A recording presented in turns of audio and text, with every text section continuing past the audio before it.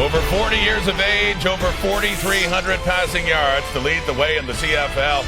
And tonight, Henry Burris with a chance to officially help the Red Blacks get over the hump and into the CFL playoffs in year 2 for that franchise.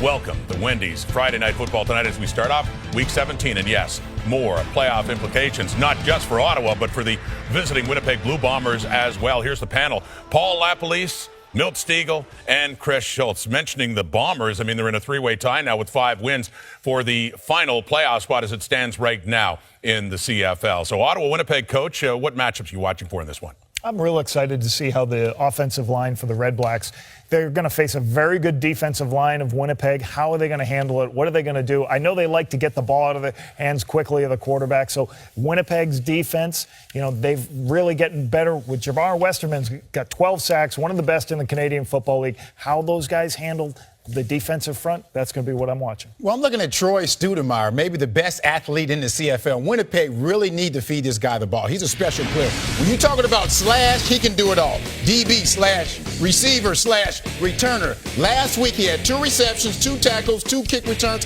and 5 punt returns. I would double all that. 20 touches for this guy. They need some production on offense. They need some more production on special teams because their offense may not score. So get this guy the ball, and he makes some big plays for you, and you may have a chance to win this game. And Milton, I'm looking at the big picture, and if I'm one of those players on the Red Blacks, I'm reminding my guys, we win this game, we go to the playoffs. And you know what happens instantaneously? We have instantaneous respect. Hey, the Winnipeg Blue Bombers, you know what they're frustrated about? Their fan base? They're saying, why can't we do that? Why can't we have such a bad year, 2-16, and then be 1 game away from the playoffs? And once you get in the CFL playoffs, anything can happen. You got to show leadership. You remind your guys. You say, this is it. Win it right now at home. Well, you usually make a prediction, Schultz. Go ahead. Make a prediction. Yeah, I think Ottawa wins this game, and I think they win it handily. What do you say? Oh, I'm going to go with Winnipeg. I'm going with Winnipeg. What do you say?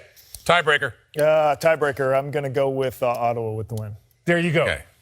You won't be getting a job. I'll say the Bombers to balance things out here. I already had one. I'll tell you what, only one Ottawa CFL team has won as many as 9 games since back in the 70s. And that was the 92 Ottawa Rough Riders, who finished up at 9-9.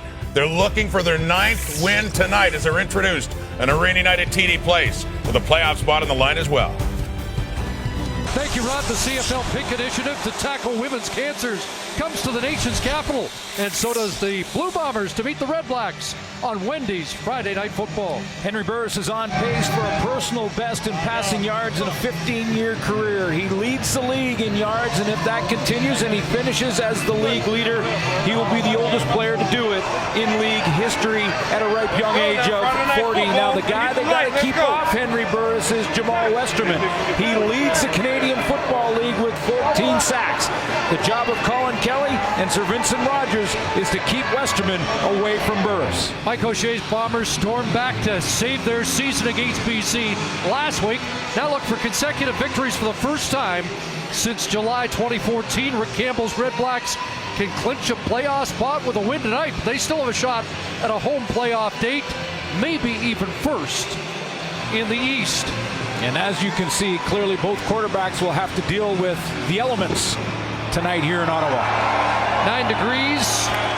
Rain started to fall about a half hour ago. Thought it was about to stop, but has started to fall again just prior to kickoff as Reggie Dunn tries to fire up the home crowd, a newcomer with a pretty good NCAA kick return pedigree. Sergio Castillo, one of the heroes last week to kick it off. And here we go, first meeting of the year between these two who will meet on back-to-back weeks. And here goes Dunn, and he drops the football, and the Bombers are on it. Well, wait a minute, who's got it? It does look like Winnipeg has regained possession of a slippery pigskin. Johnny Adams had his hands on the football, squirted loose again, and who finally comes up with it? It's Castillo. Already popular enough, and the 5-for-5 kicker has a fumble recovery too. Can you say most popular player in the last 2 weeks for Sergio Castillo? Comes up with this fumble.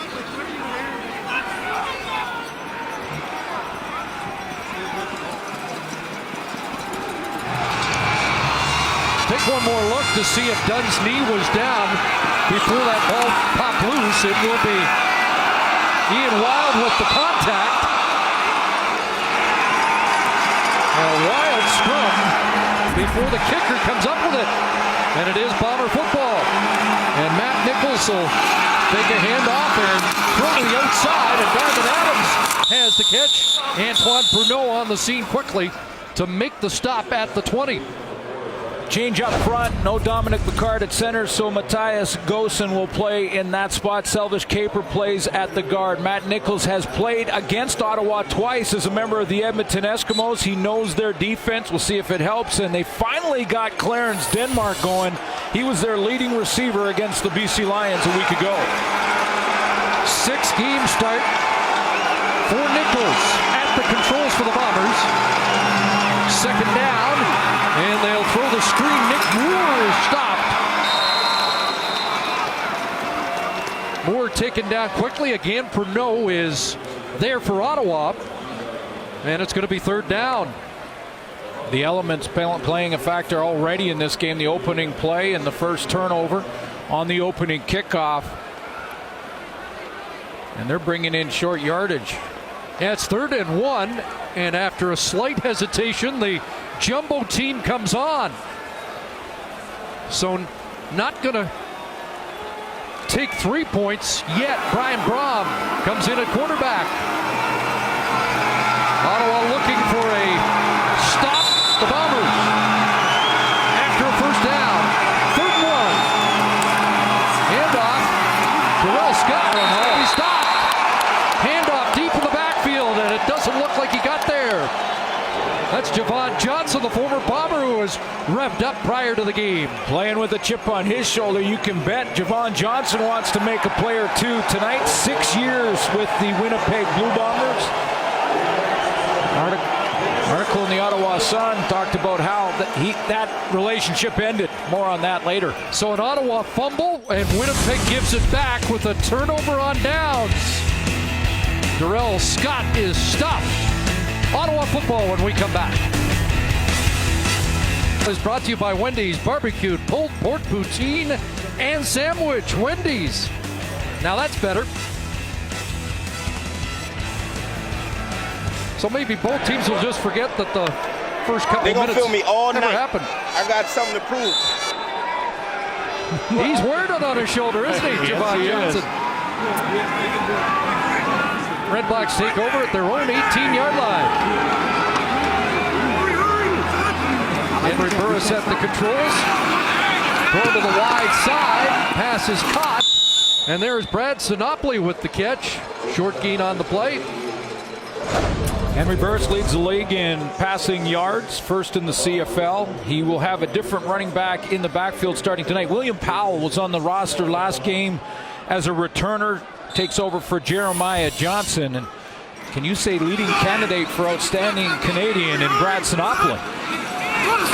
Last 13 passes thrown his way have been caught. And there is another catch for Sinopoli. Close to a first down. Looks like he's got it. In fact, he has now caught 20 of the last 22 thrown his way. Talked about Jamal Westerman, leads the league in sacks with 14. That's a 4-sack lead on the next guy. Maurice Leggett, since moving down to linebacker, has been an impact player in that position. He's got a couple sacks from a week ago. And the leader in interceptions, Johnny Adams.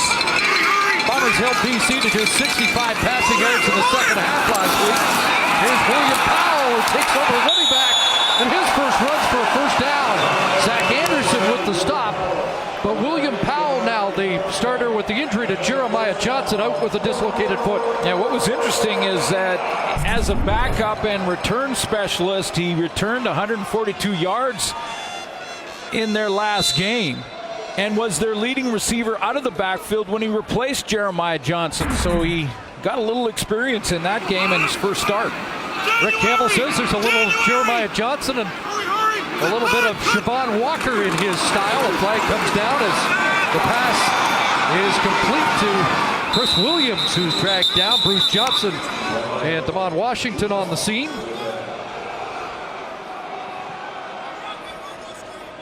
Dave Foxcroft in charge. Offside, Winnipeg, number 55. 5-yard penalty. Repeat, first down. Westerman jumps the gun. It'll be 1st and 5.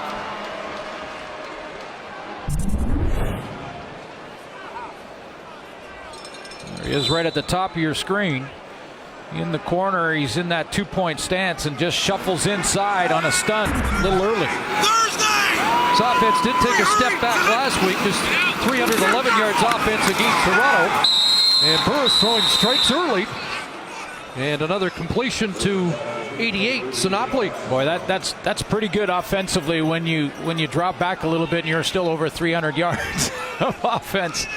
It all starts right there with number 1 and the season that he is having.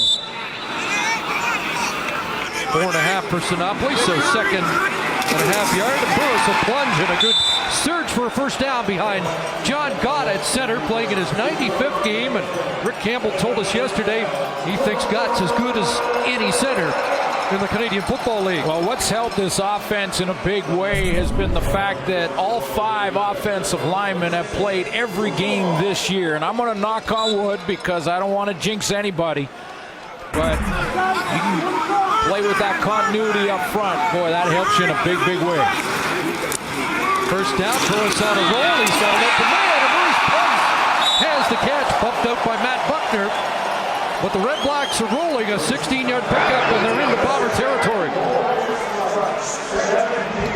Throw right on the money, on the run. As we've told you in the pregame show, if Henry Burris continues to lead the league and finishes this year's regular season as the league leader, he'll be the oldest to do so. That throw right on the money, on the run. 4 for 4 out of the gate. Now 15 completions away from a career best for a season. And he's got another here. Catch made, and Chris Williams falls forward close to another first down. 15 seasons. This is 15 in the league for Henry Burris, former MOP, former MVP of the Grey Cup in 08, and is on pace for a personal best 56-12.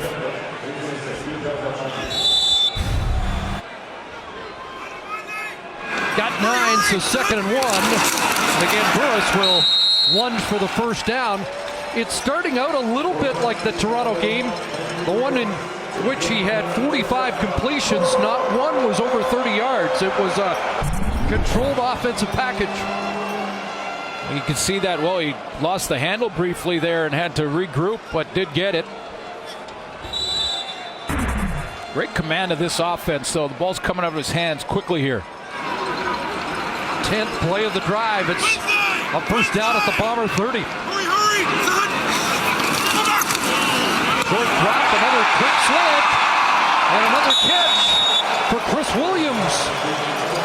Just shy of another Red Black first down. Boy, it helps that the organization brought in some talented receivers. Chris Williams, you could put at the top of that list all by himself in the short side of the field. When you consider the tight end was Ernest Jackson, he lined up as a receiver, came back down in as tight end, so got the matchup they wanted. And Chris Williams is causing some defenses some nightmares. Yeah, 15 yards for Williams. And a first down, and they keep pitching. Sinopoli with yet another catch. Buckner brings him down. Using all the weapons, getting it to Sinopoli.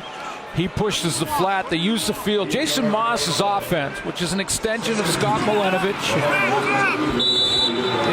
is an offense that utilizes the entire width of this Canadian Football League field. Boy, it's tough to defend. Already 4 catches for Sinopoli. 2nd and 3. Inside the 10. Dumps it off again. And another first down. Mo Price. Just inside the 5-yard line. Bruce Johnson the tackle. And it's 1st and goal. Little misdirection there with William Powell going in one direction. Little fake to him and then dropping it off the outside to Maurice Price.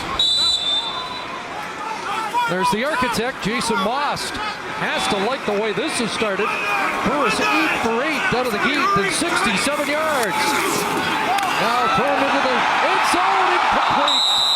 Wanted Ernest Jackson, Damon Washington on his hip, and there's the first incompletion. Damon Washington did a nice job here of not drawing a pass interference penalty. He was so close in coverage on Ernest Jackson. Just a straight go route for Jackson, and see Henry Burris trying to drop it over the shoulder of Damon Washington and get it to his receiver, but Washington, good control, just a little bit of a touch on the hip, but not enough to draw a flag. So second and goal from the 5. Can they cap this impressive drive? Back of the end zone here. Touchdown. William Powell out of the backfield. It's pay dirt for the Red Blacks.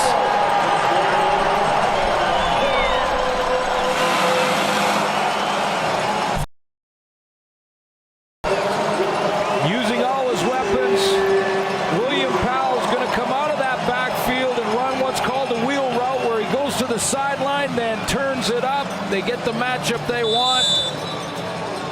Henry Burris is making it look easy. That was a one-on-one on Craig Newman. First CFL touchdown for Powell. And now the extra point is good. 14 plays, 92 yards in just under 7 minutes. Powell caps it. And the Red Blacks strike first at TD Place. Drive as we've seen all season long. And Powell with the 5-yard touchdown catch for his first in the CFL. What was most impressive about that drive was how quickly Henry Burris was getting rid of the football. Just on time, out of his hands to all the weapons in the offense. And they may go back to that wheel route. 4 good receivers in that drive. Ronnie Peffer kicked it out. Troy Studemeyer on the return. And he gets dragged down by Antoine Pruneau. Matt Nichols and the Bombers will try to respond after a hot start by Hank and the Red Blacks. Powell talking to Henry Burris. Maybe they go back to that wheel route. Let me show you one more time the route from Powell out of the backfield. It's just a wheel like this to the sideline and out. Craig Newman gets caught in a bind because he's got to first chase him underneath from the middle, the linebacker spot, and then he gets in a trail, and now he's in trouble in the man-to-man defense. And Powell has a 1.5 yard lead on him. Ball put right where it had to be from Henry Burris.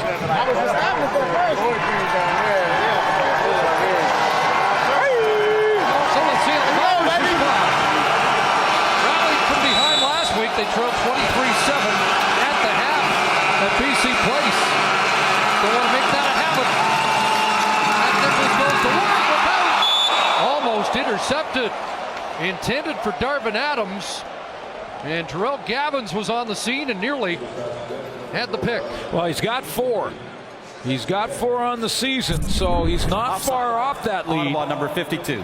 5-yard penalty, repeat, first down. Oh, Sean Lemon was offside, so it'll be 1st and 5. Just show you that you're allowed that jam, but he drops that corner route from Nick Moore and cuts underneath Darvin Adams.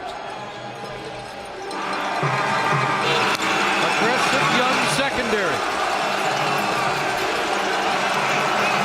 1st and 5, Bombers.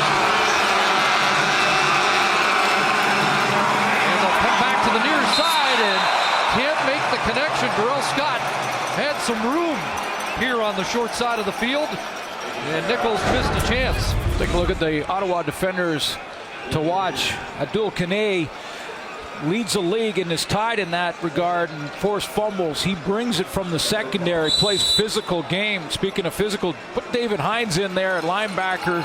Last week led the team in tackles with 8. Leading in sacks is Justin Capicata.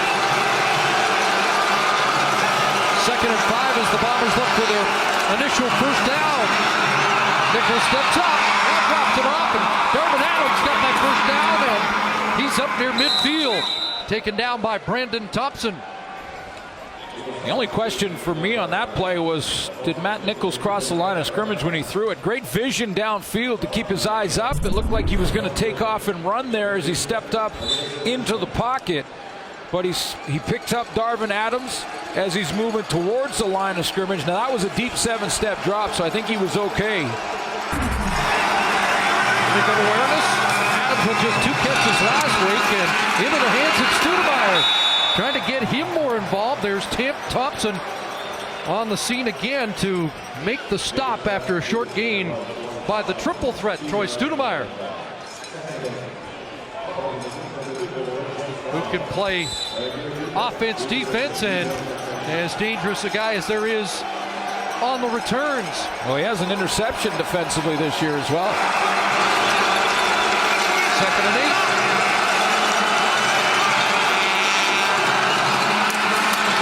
And look at Stoudemire overthrows him, and it sails incomplete.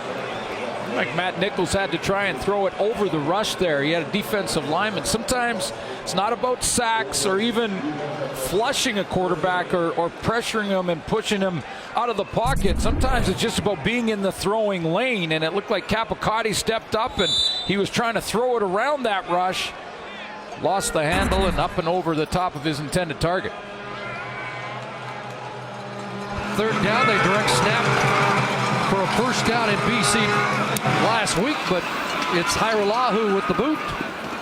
And Chris Williams at his 11. Ian Wild and company forcing him out after a short return at the 15-yard line. 44-yard punt, 6 on the return. And Henry Burris is at it again.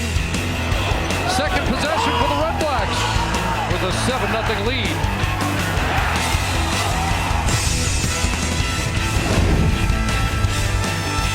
CSN is brought to you by Nissan, official vehicle of the Canadian Football League.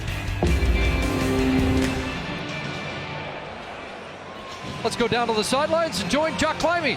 Thanks very much, guys. The thing that really impresses me when I stand here and watch the REDBLACKS offense is how fast they play. And when I say that, I mean, yes, they're no huddle. We've seen that, but lots of teams go no huddle, but don't actually play any faster. Jason Moss, offensive coordinator, is impressive to watch. The second the ball carrier is down, his head is down in his script, he is calling formation. The play is being signaled in by his backup quarterbacks, and he is immediately reeling the next play to Henry Burris. He knows exactly what he wants. His backup quarterbacks are signaling the plays to his receivers while Henry Burris is calling the play to the offensive lineman. What that does is keeps the defense off balance, and offensively, you stay in rhythm. That is one of the reasons why they've been so effective as an offense.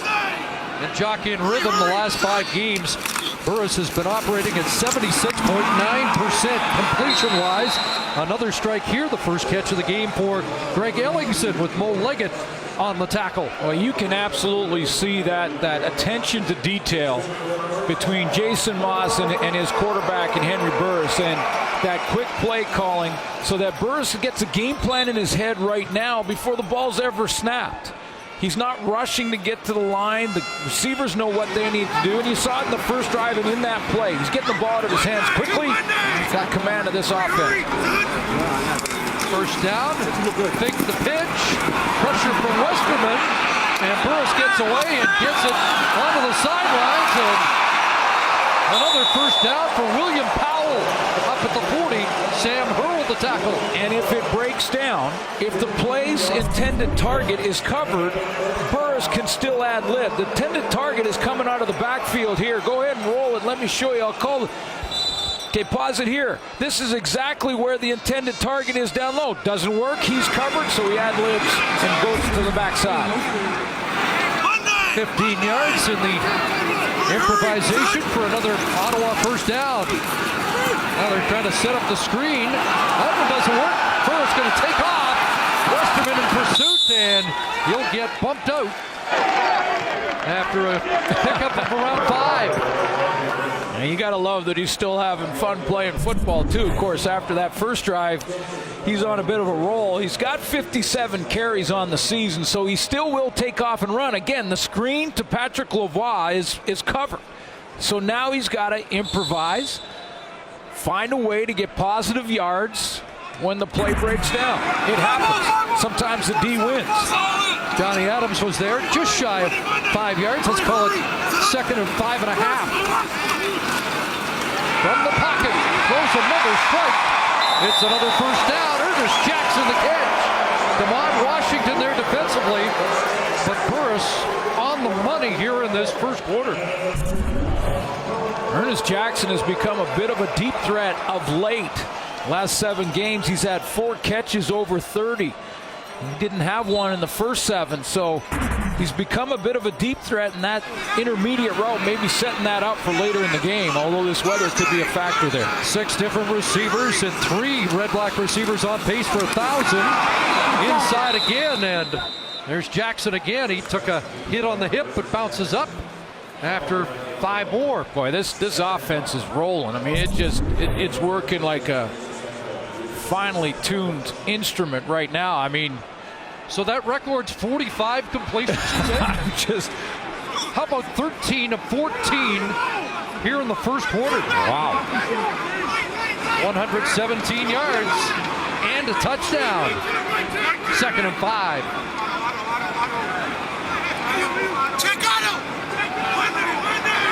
Longer count. Are they going to get it off? Just do. And over the middle, incomplete. Seemed to be some confusion. Yeah, there was. Yeah, for the first time, and it was Burris was trying to get his receivers lined up. It looked like Maurice Price went to the short side of the field, and then he tried to get him back to the wide side. There was some confusion. I'm not so sure that Burris just didn't throw that away into an empty spot in the field. See his frustration as he headed back to the bench. Ronnie Pepper back, the 6th punter. And an indication of why they've gone through 6 and might still be looking after that one goes off the side of his foot and is a 13-yard punt. Wow. Try to angle kick. Sometimes you can get in trouble. End of the opening quarter. Good one for Burris and the Red Black offense. That long 14-play drive. The lone point so far, 7-0 Ottawa here on Wendy's Friday Night Football.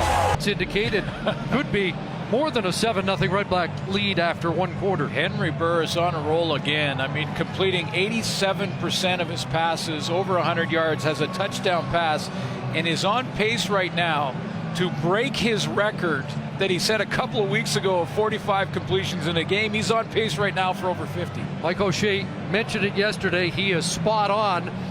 They had to make adjustments against Jonathan Jennings last weekend. How do you stop this train? Yeah, I mean, you know, you can continue to sort of play off the receivers and try to be patient with them, or Michael Shea can decide to send the house and see if they can't get pressure, leave the secondary in one-on-ones. Bombers offense going to have to stay on the field a little longer. Here's a pitch, and Darrell Scott had a crease but drops the football, and Brandon Thompson gets it back.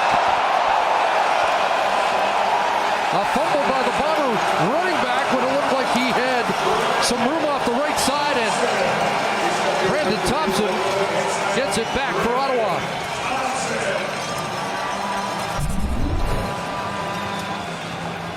Quick toss outside to Scott. He's got a good opening, but you can see the ball out of there almost on his own. It didn't look like the tackle was on the football. No, it wasn't. Popped out the back. Antoine Pruneau with first contact. Let's go. Who might get 20 tackles tonight? So Burris in the offense already 10 minutes, 40 seconds of possession. Right back to work. They'll swing it up. And a short gain here as Sinopoli has another catch. Now, sometimes people watching that kind of play will say, you know, why throw it behind the line of scrimmage to the sideline? They don't often work very well, but it can set up plays beyond that. The defense starts to play that swing pass and get beat deep. Reset. They had 4 receivers almost set up in the backfield, and now they start to spread. And clock winds down. Get the snap off just in time. Over the middle, wide open. Greg Ellingson's got a catch and a first down. Ian Wild the tackle at the 25. It's an 18-yard reception for Ellingson. Boy, we had great sound, and I hope you heard that at home as well, of Henry Burris audibling at the line of scrimmage, changing the play. He saw the pre-snap that it was going to be zone from the Winnipeg defense, and he called a play on the line to beat it. Here he goes again. From the 26, fake to Powell. Now it's Williams. The speedster gets inside, and then steps out at the 17-yard line. And has 9 more. Yeah, it's a great question, Chris, as to what the Bombers can try and do to slow this momentum. Second and a yard, and again, third time Burris has plunged behind that, as you mentioned, stand-pat offensive line that leans forward and moves the chains. Well, we've talked a lot throughout the year about the off-season signing of these receivers, but Sir Vincent Rogers' left tackle was as big as any of the receivers. That offensive line has been intact. You mentioned the play of John Gott, former Calgary Stampeder. Now he's calling out the stunts. First and 10, they go empty, 6 receivers, 5 to the far side. Burris looks the other way. And the catch is made by Powell. Ducks inside, and he's dropped just shy of the 5-yard line, and that's close to another first down. One thing Rick Campbell mentioned about Powell yesterday, he has that good running back knack of always following forward, so getting an extra yard or 2 after contact. Securing the football, taking extra second with it to make sure it doesn't pop out of there. Second and inches, and somebody jumps the gun early there, and flags fly. That was Westerman again, anticipating the snap count.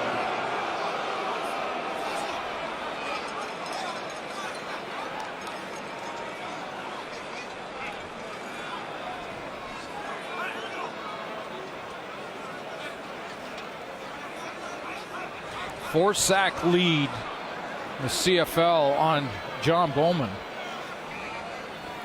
Sacks in 11 different games, so it's been a consistent effort by Westerman.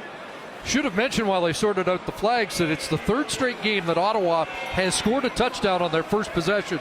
So they've come out of the gate with a pretty good plan the last few weeks. Yes, they have, and get this sorted out as to who moved first. There's 2 penalties on the play. Offside, Winnipeg, number 55. That will give Ottawa a first down. The other penalty is a major foul, unnecessary roughness, Ottawa, number 63. First down, Ottawa. So John Gott took exception to maybe how low Westerman went, and they'll back it off. That's exactly what happened, Chris. And you know, in fairness to Westerman, who's right here, it's short yardage, so he's trying to get low, and he tried to guess the snap count and went right in there at Gott's knees, and Gott took a shot because of it, because it was early. But they get the first down, just lose some yards.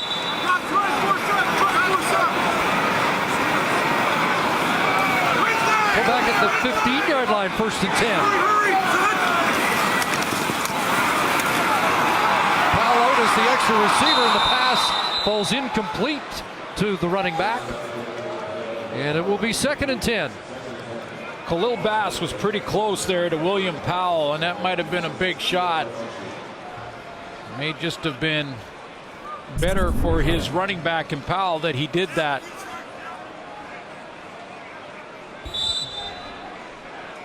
Inside pass rush move by Jamal Westerman causes problems for Burris, makes him move out of the way of that rush, and that's where the play breaks down. Bass, the number 5 tackler in the league, coming in with 74. Second and 10. Burris out of the pocket, throws to the goal line. Is it caught? Touchdown, Branson Notley. There is a flag. What a catch by Sinopoli. Is it going to stand?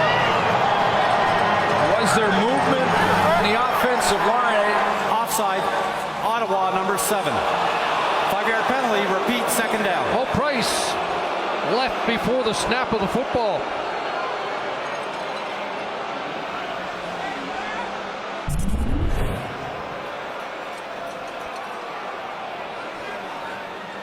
Price lines up as the wide receiver. Yep.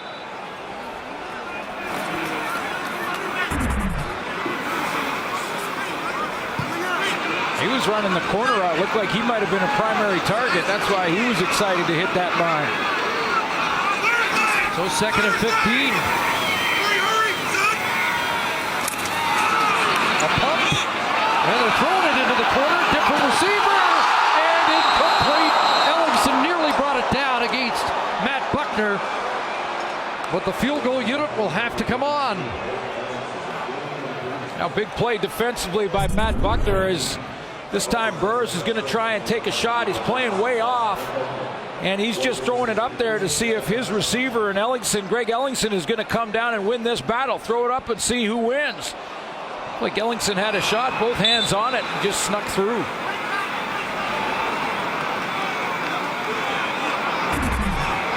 So it's Bilo from 27 yards out.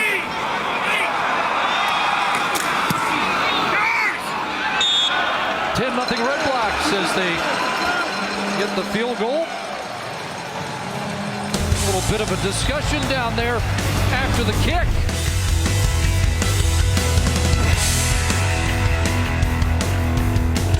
Washington called for objectionable conduct after that. So Ottawa will kick off from the 45.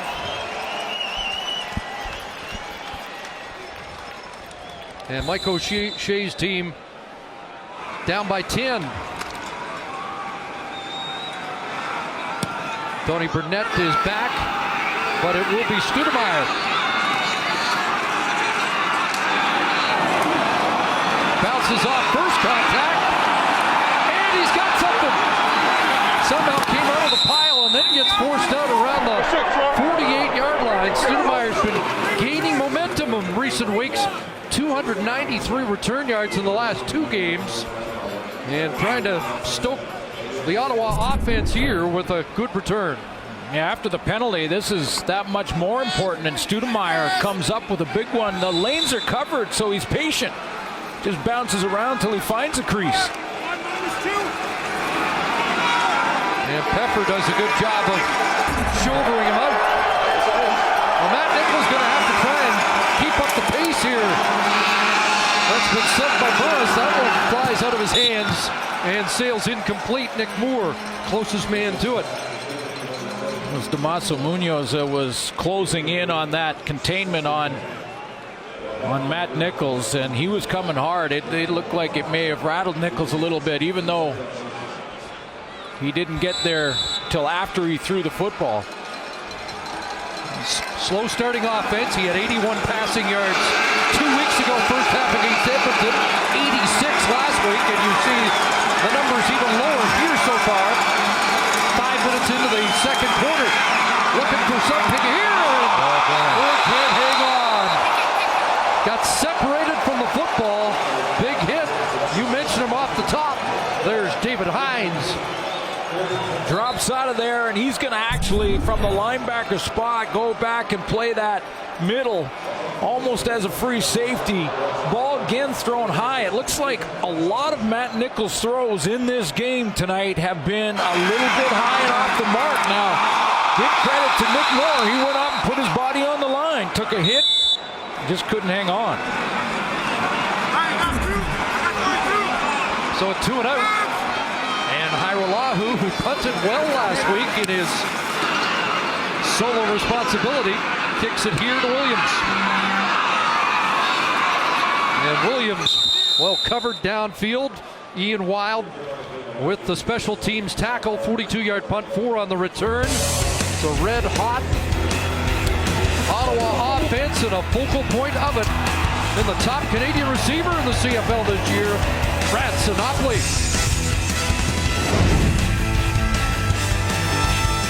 can see why. They've got 3 receivers on pace to finish with over 1,000 yards this season. Williams, Jackson, and Sinopoli have caught passes tonight. I mentioned Brad Sinopoli, the #1 Canadian in the league in the receiving category and ranked number 8. All the receivers, Sinopoli has 25 yards and a touchdown taken off the board due to penalty. Williams 33 tonight and 20 for Ernest Jackson. Time of possession, a big story. The Red Blacks have never had 3 receivers in a year with 1,000 yards each. William Powell, good run on first down. Damon Washington, Sam Hurl on the stop. In fact, the only time, or the last time they had 2, Joseph Rogers and Bobby Gordon back in '96. Had 1,000-yard seasons for Ottawa. Never 3. Wow, confusion. And on second and short, run for the first down, flag comes down, and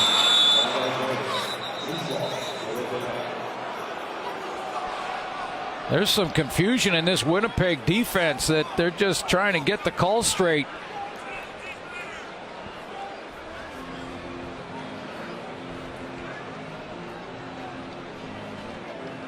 they got too many men on the field too, don't they? 2, 5, 8, 10, 12, and a man down. They've got 13 on the field right now. Too many men. Winnipeg. 10-yard penalty. First down. Now take a look at the confusion just before the snap of that last play by Ottawa. The Bombers trying to figure out what personnel grouping they wanted on the field. They end up not being in position at all, scrambling around to try and get there. They're lucky that wasn't a bigger play by the Red Blacks offensively. Richie Hall trying to get them organized and get those calls on the field right. You can see Teek Sherman on the sideline. He's holding cards to try and get the formations out there. There's Craig Newman making his way off, and this may be buying Michael O'Shea and Richie Hall a little bit of time.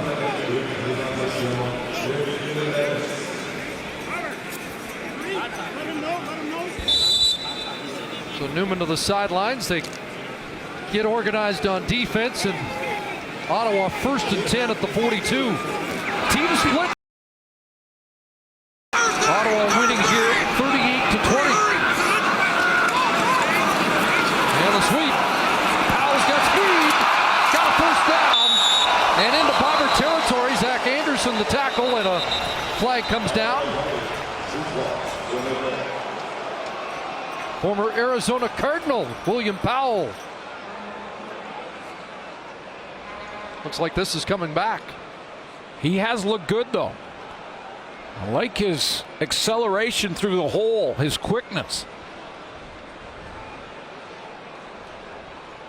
And the agility when he's about to be hit to be able to make a guy miss or even hurdle him if he has to. Holding. Ottawa, number 9. Major foul, clipping. Ottawa, number 63. So Ernest Jackson and John Gott got the clip, and he wants to revisit that with the official. There's Ernest Jackson. He gets the holding call. That's out at the point of attack. And you can see just as Powell's going by him, he grabs the shoulder pads. He was fine until then. He's watching Gott on the play, and he's shaking his head. It looked like he had Sam Hurl lined up properly, and Hurl tried to turn away from him. And have a look at that when we get a chance. But it's a first down and 35 back at the 18-yard line. So they'll swing it out to Powell. Again, you see that speed, and he breaks the tackle. All the way out to the 33-yard line. Well, it gives him a shot. Cuts it in half. That's what I'm talking about, his acceleration, his footwork. I mean, we've talked a lot about Jeremiah Johnson's quick feet, but we're seeing a lot of that from William Powell. I mean, and he'll make you miss in a lot of ways. That time he made himself small and spun out of attack. Whoa.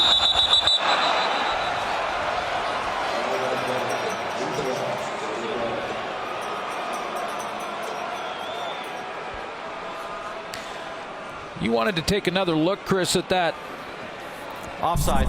Winnipeg, number 92. 5-yard penalty, remains second down. That's Brian Turner. Let's take a look at the Gott to get your opinion on if the player turned away from. We're not going to see it. He's out of view there.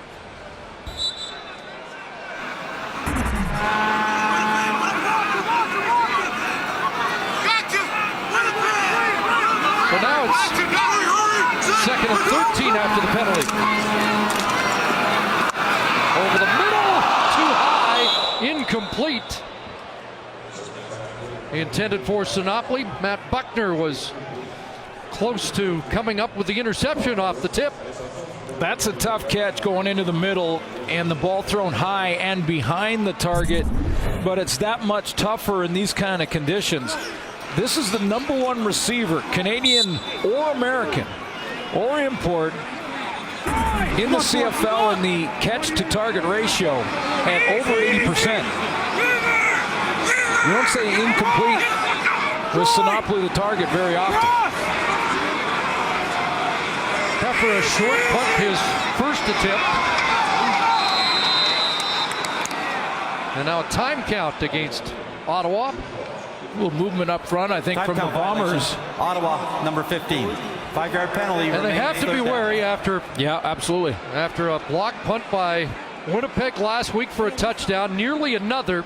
They've had 4 blocks this year, and you know Rick Campbell's group spent a lot of extra time preparing here today. Yeah, Rick Campbell said he admires Michael O'Shea's ability to create in special teams. They went after it again. Pepper got it away, got a good bounce, and it goes out at around the Winnipeg 37-yard line. 39-yard punt. So we've seen from Henry Burris, and now Matt Nichols will try and generate some offense here with under 7 minutes left first half in the nation's capital.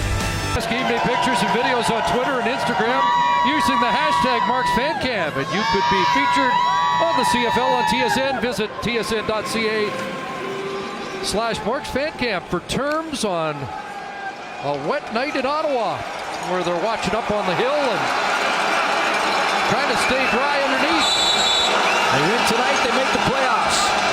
First time in 21 years. And off and a big run here by Cameron Marshall. Finally stopped up around the 48-yard line. First down run for Marshall, 7th of the league in rushing coming in. Yeah, just 29 yards rushing against the BC Lions in that come-from-behind win. A big, big win for the Winnipeg Blue Bombers. I mean, their playoff hopes are hanging in the balance here. That's how important this game is. Establishing the run will help them in a big, big way. First down, Nichols under pressure, and the REDBLACKS will bring him down. League leaders in sacks have their 46th of the year, and is that Capicati with his 8th. Well, it was a team effort. It was a team effort up front to collapse the pocket. This wasn't about one player specifically making a great move and beating his man, getting to the quarterback. This was about 4 guys up front just collapsing the pocket on Matt Nichols and not giving him a throwing lane or anywhere to escape. 50th sack surrendered by Winnipeg this year. Nichols throws, almost intercepted. In and out of the hands of Hines.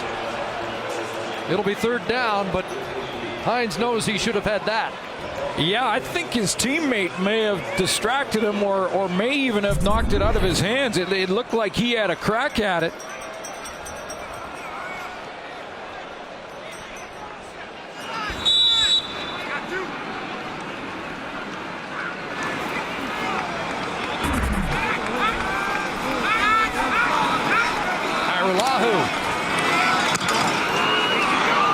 Good punt.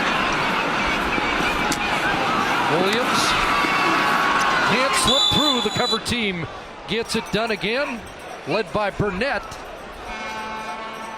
54-yard punt, 3 on the return. Shaw rode to the Grey Cup. continues tomorrow. 2 games, first Stamps and Argos, 4 Eastern, 1 Pacific on TSN 1, 3, and 4. Then it's the Lions and the Eskimos at 7 Eastern, 4 Pacific, live across the TSN network. You're an Argo fan going to that game. Got to drive a little bit further out to Tim Hortons Field. It's another home game that's not at home. Winnipeg fans will be watching with interest that BC Edmonton game.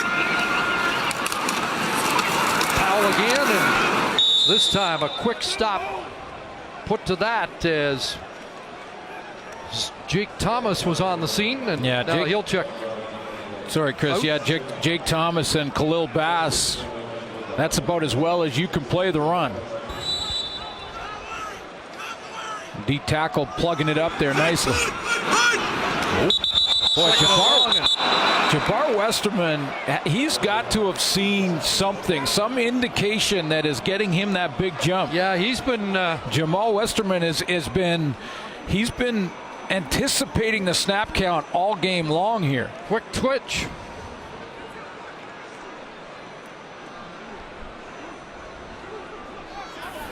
Offside, Winnipeg, number 55. 5-yard penalty, repeat, second down.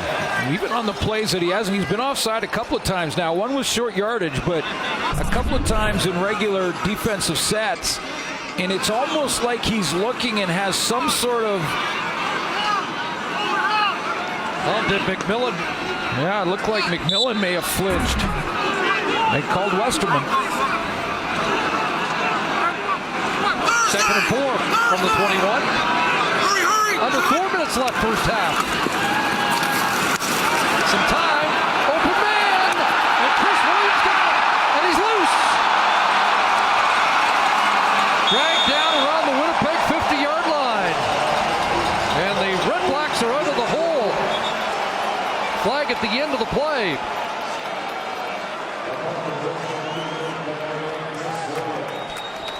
Beautiful double move by Chris Williams. Objectional conduct, Winnipeg, number 25. 10-yard penalty, first down Ottawa. Bruce Johnson called for that. That's the 19th completion of the night for Henry Burris, which sets a new career best for a single season. Double move on the outside by Chris Williams. And a little extra from Bruce Johnson will add the penalty yards on after the play. That's nice route running. 392nd completion on the year. Powell. And he rips off a first down. This guy looks good. Bass finishes him off. Guy with fresh legs late in the season. Yes, sir. Kansas State. He is bouncing and bobbing and finding his holes. And if they're not there, he's creating them.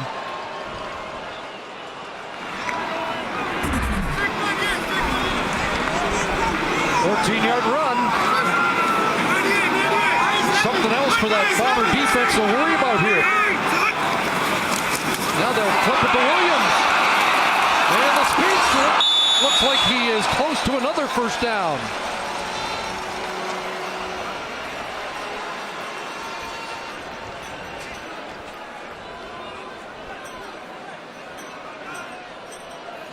So Chris Williams looks like he's got 9.5 there after the big catch earlier in the drive.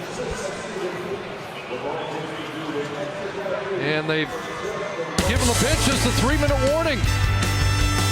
2:49 to go here. A lead for the Red Blacks, threatening again. Had issues with the Bomber offense before this game, that much more so now after the change of momentum at the start. We'll also talk about the Red Blacks defense and Henry Burris in that short passing game, looking to add to their lead as we go back to CC and Suits.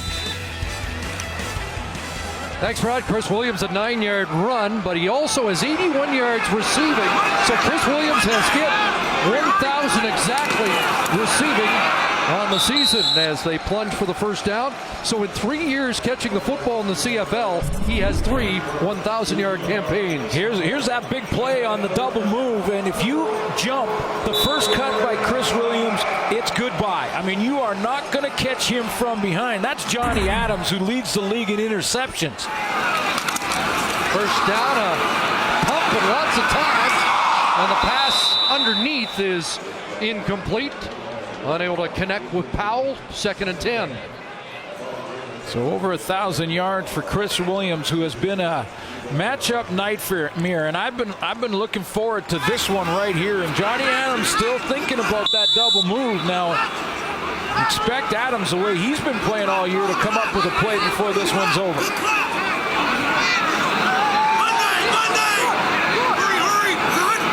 2nd and 10. Into the hands of Williams again. Gets outside again. And is dropped around the 7-yard line. Interesting formation from Jason Moss there to get a bunch formation into the short side of the field.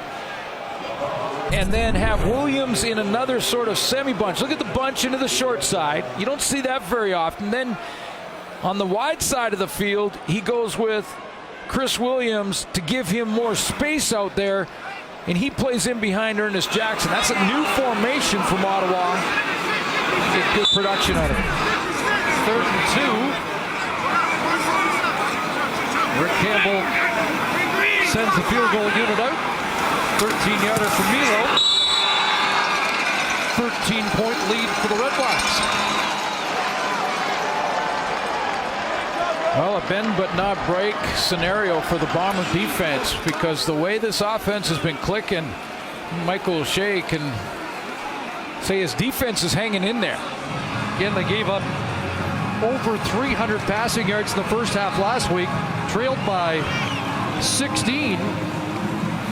It's 13 right now, and they've got a chance to close the gap before halftime, but they've got to put some first downs together. Yeah, absolutely. And the offense got to chip in here and get some points on the board and stay within striking range. Just 2 first downs for Will Scott in the backfield. He releases. The pass his way is incomplete. Hines. Well, what Matt Nichols has done, the good thing that he's done over the last couple of games is not turned it over. That's been able to allow the Bombers to stay in games and play well. He's 4 for 10, just 26 yards, so hasn't been able to generate anything. He's going to have to start pushing the ball and maybe taking some chances down the field. But he hasn't turned it over of late. One of the reasons they beat BC. It's his 3rd look at the Ottawa REDBLACKS defense this year. Twice he played against Edmonton and beat them. Has to throw this away, and Ottawa's going to get the football back here. Tight coverage from a group in the back end. As you mentioned off the top, the Ottawa secondary is now in year 2 playing together. Last year there were a lot of rookies back there. First year in the CFL. But now Brandon Thompson and Jarrell Gavins and Abdul Kane have got a year under their belt. They're coming together nicely. There was no one to throw to there. Iralahu kicking it to Williams from the 36. Flag comes down as he steps out around the 41-yard line. 39-yard boot by Iralahu, and 6 on the return.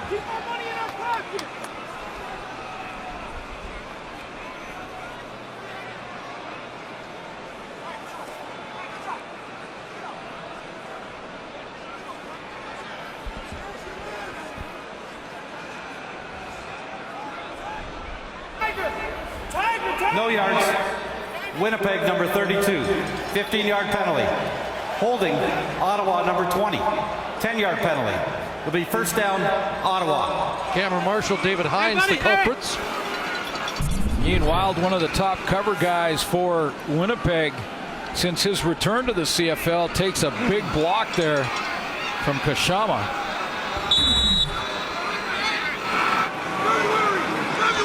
Bombers' possession was 22 seconds long.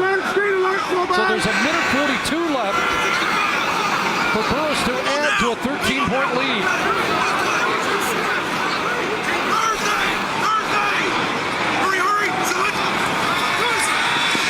Snap on one, and downfield it goes. And the catch is made. Ellingson's got it inside the 40-yard line. Threw Sinopoli open here.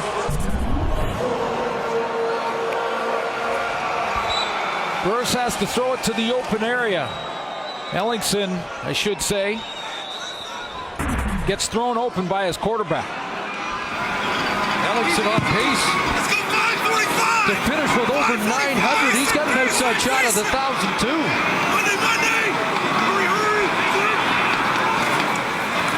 Powell inside, and he's taken down quickly that time as we check in on the sidelines here again as Jock. Well, don't call him William Powell because he doesn't go by that. In fact, he says his name is Weepo. And this is a guy, is just a classic American running back. And Chris Schultz back in the studio will tell you this. There are so many unbelievably talented running backs out there in the United States waiting to be found. The Red Black got a tape from him a few months ago. He sent it up. He was waiting for a call, sitting at home. Finally got the call due to injury. And I'm telling you, we are seeing an emerging star here in the CFL. Joking with Henry Burris yesterday. William Powell doesn't sound like a running back. He said, no, it sounds more like a general. We're going to call him General. General Powell. All right. But, and the one thing that Ottawa has done is establish that pass game, so he's got the D-line and linebackers looking to stop the pass first, and Powell is taking advantage of that as they try to redirect to the run. But he has looked very good. 3rd and 1 here, and they're going to send the field goal team on. It's a long one. It does look like about 1.5 yards. It's a good decision. Take the points. Not going to get greedy. 37-yard attempt for Milo.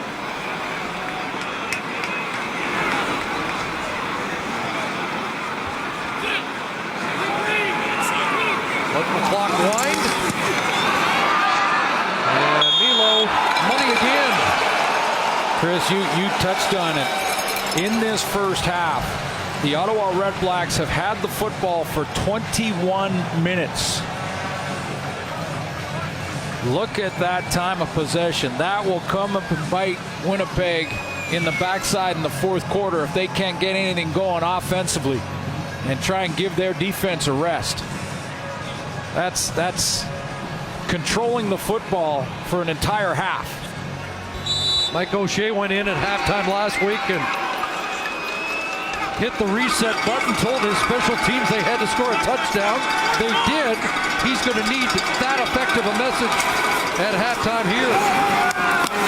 Darvin Adams a catch. He will, and it'll have to be in the offensive corner of the room. Get this offense kick-started.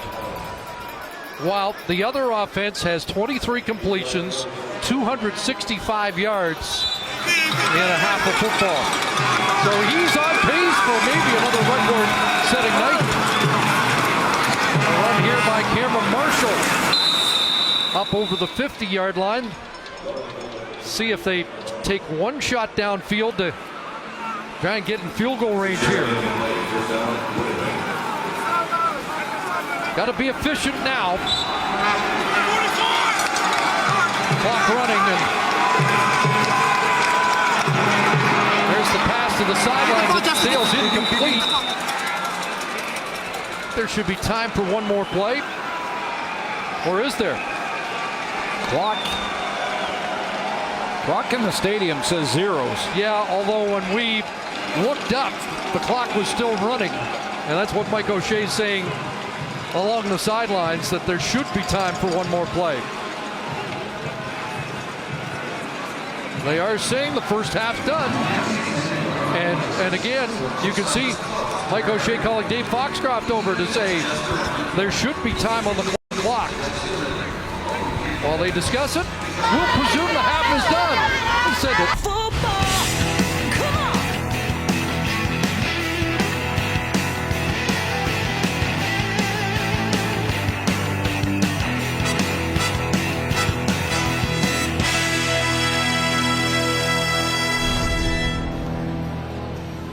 Rain continues to fall here, but the REDBLACKS may be a half away from nailing down a playoff spot. Before the second half, let's go down to the sidelines. Here's Brent Wallace. Jamal, what was the message at half? I mean, O just told us to focus up and finish the game. We're down right now, but we've come back before. It's going to take a lot of focus, a lot of finish, and a lot of intensity. That's what we have to go out and do. One thing is your defense been 21 minutes on the field in the first half. How do you guys find some momentum and generate some offense here and get you guys off the field? Man, every time we want to feel more TV time for us. We got to get some stops early, get a takeaway or something like that, help out this team. But we're excited to go out here and play. We think we got it. Thank you, Jamal. No problem. Well, they did it last week. Can they do it again? Did Jamal just say every time we're on the field, more TV time? Yeah, that offense got to get some TV time for the Winnipeg Blue Bombers. They need some TD time. Yeah. They'll get their hands on the football first. Rain has picked up. The key to it just may be Cameron Marshall. Getting him established, get a run game going, and then go to some play action out of that. Underway second half, Studemeyer at the 22 and up beyond the 40-yard line. So decent field position to start this second half, and Matt Nichols has to be better. First quarter, the throws were high, and Matt just needed to tune it in a little bit. He got better in the second quarter, but they just didn't have the football in the second quarter. Heard the time of possession, almost over 21 minutes for Ottawa in the first half. Had a 3-touchdown game against Ottawa earlier this year as a member of the Eskimos. And hands it off to Cameron Marshall. Worked one tackle, but barely gets back to the line of scrimmage. Keith Sholigan having a good year at defensive tackle. Makes the stop. Second round in that first-year expansion draft, and boy, has he been a key cog in that defense, not just on the field with his stats and his 5 sacks this year, but his leadership abilities as well. Zach Evans comes in to replace him. Between the two of them, they have 12 sacks on the year. In the middle, there's a completion at midfield and a valuable first down for the Bombers. Yeah, that's tuning it in a lot better for Matt Nichols. That ball was put right where it had to be to get it to Clarence Denmark. Denmark is in the hole here, and he's going to run the curl in the zone, but he's got guys on either side of him. So Matt Nichols couldn't mess around and put this high. If it goes high and it's tipped, look at all the red-black defenders in the area.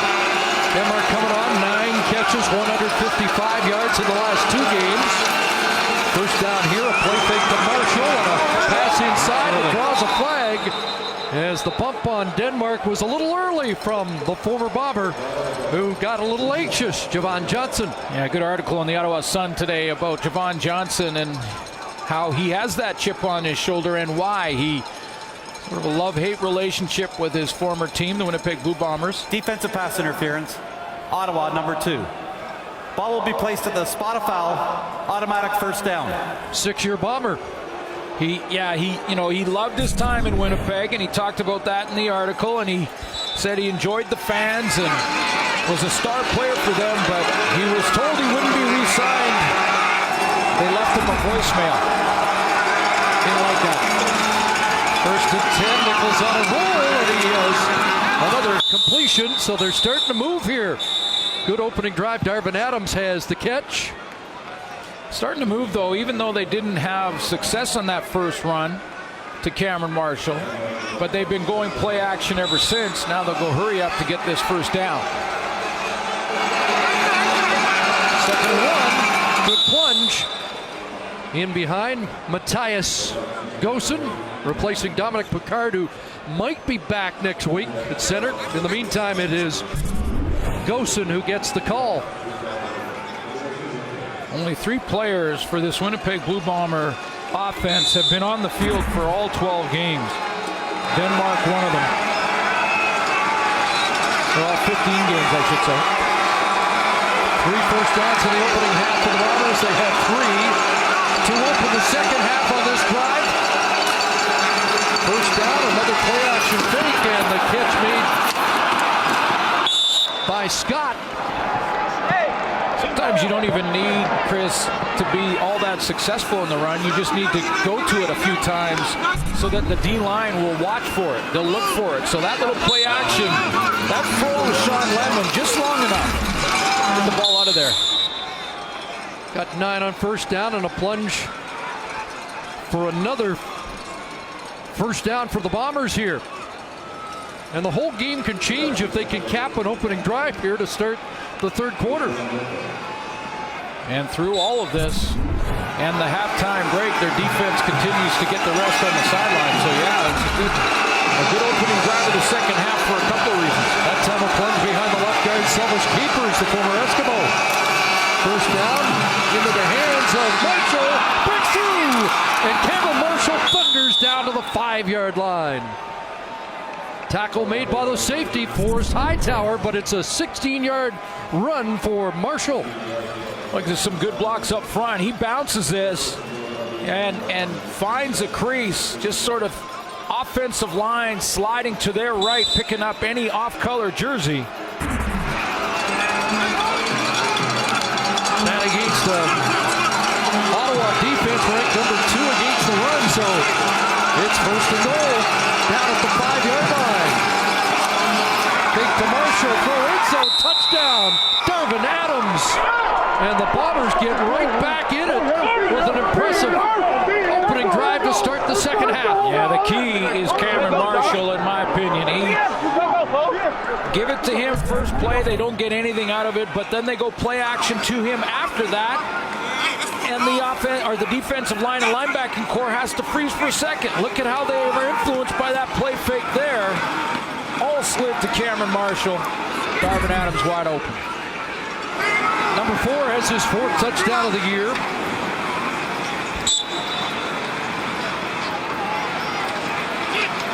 Castillo for the extra point. 9 plays, 67 yards. Mistakes, bro. Shout out to Dom. Good job, Nick. In 4 minutes and 18 seconds. Different football game now. Bombers get back in it.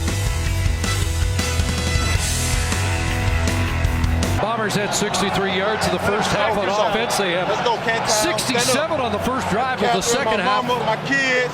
Capped by Darvin Adams. Let's get this money, baby. Shout out to my granny. Who fired up the team prior to the game. Marcel Belfe made the adjustments, and Nichols 34 yards passing in the first half, 39 yards, 4 for 4 on that drive out of play action.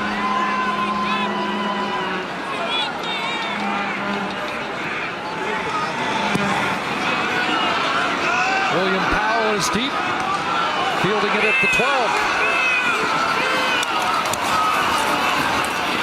And Powell brings it back to around the 35-yard line. Take another look at the Darvin Adams touchdown. Now, let me show you how that play-action fake can influence the key guy here, and that's Antoine Pruneau, the outside linebacker, who is going to walk out, and his zone is to cut off Darvin Adams. But watch, stop it there. See how he steps up? He stepped up to stop the run, and he left his zone void in behind Darvin Adams with the touchdown.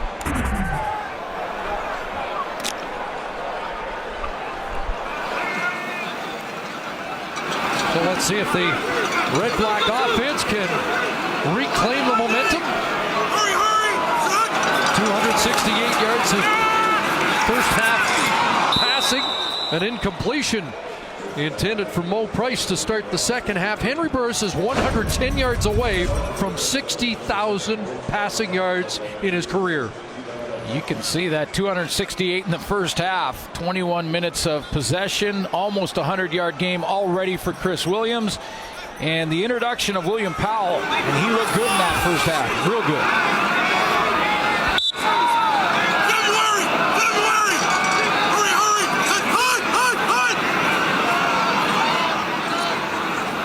Red Blacks reset. Wanted Bombers to declare their defense.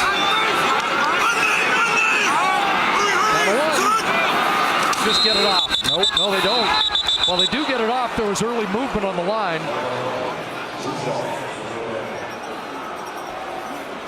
Procedure. Ottawa, number 67. 5-yard penalty, remains second down. And Colin Kelly just ahead of the snap of the football.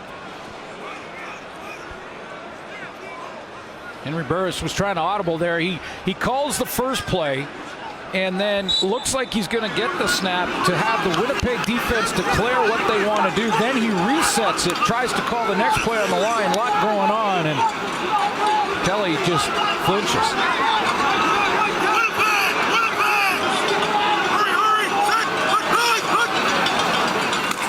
So second and 15. Going deep. Looking for Williams. Comes back to it. And pass interference will be the call. It was almost intercepted, but contact on the intended target, Chris Williams. Matt Buckner was battling with him. Lynn J. Shell came across, had his hands on the football.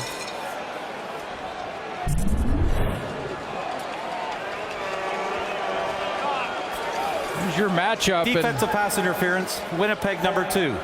Spot a foul, automatic first down. And no question, he wraps around the stomach of Chris Williams, pulls him to the ground as he's running by him, and no complaint there from Buckner at all.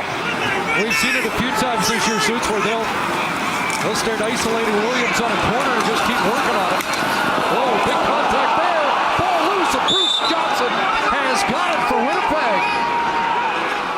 Huge hit on the outside. Tony Burnett with the contact. Fumble recovery. And the Bombers come up with the football.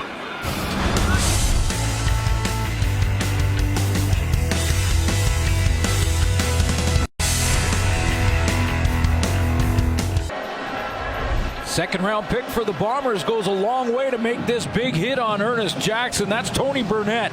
And he starts out on the backside, goes around the edge, comes all the way across the field, steps up in the hole, and that's called a forced fumble. Sometimes you fumble, it's a turnover, giveaway. Sometimes you take it. Tony Burnett took it. Separated Ernest Jackson from the football. Was a little slow to get up, but looks like he's okay. And Darrell Scott, the carry off the right side as we check back in with Jock Climby. Well, I was just saying, Glenn, listening to you talk about that turnover, and, you know, sometimes there's a reason why you don't hand balls in the backfield to receivers, because they're not used to carrying the football, and in particular carrying it with their outside arm. And you saw Ernest Jackson carry the ball with his right hand when he's turning around the left corner, and that's why that fumble happened. And someone needs to take him aside and remind him that if you're going to carry the football, you got to carry it in your outside hand.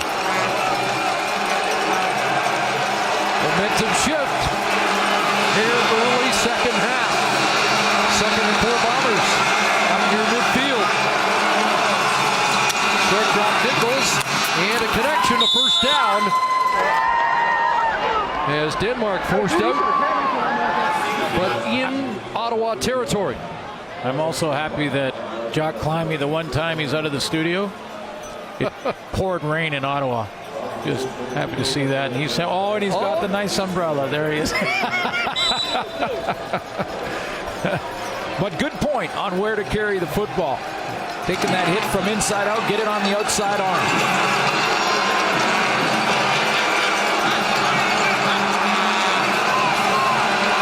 Marshall line up as a wideout. Darrell Scott, the ball carrier. As the Bombers go 2 back, and this one is snuffed. Play by Zach Evans. But the play-action game has been the key here for Winnipeg to get this offense rolling. Now it's second and long. Defense won't bite on the play-action, or at least they shouldn't. Loss of 2 on that tackle by Evans. So second and 12.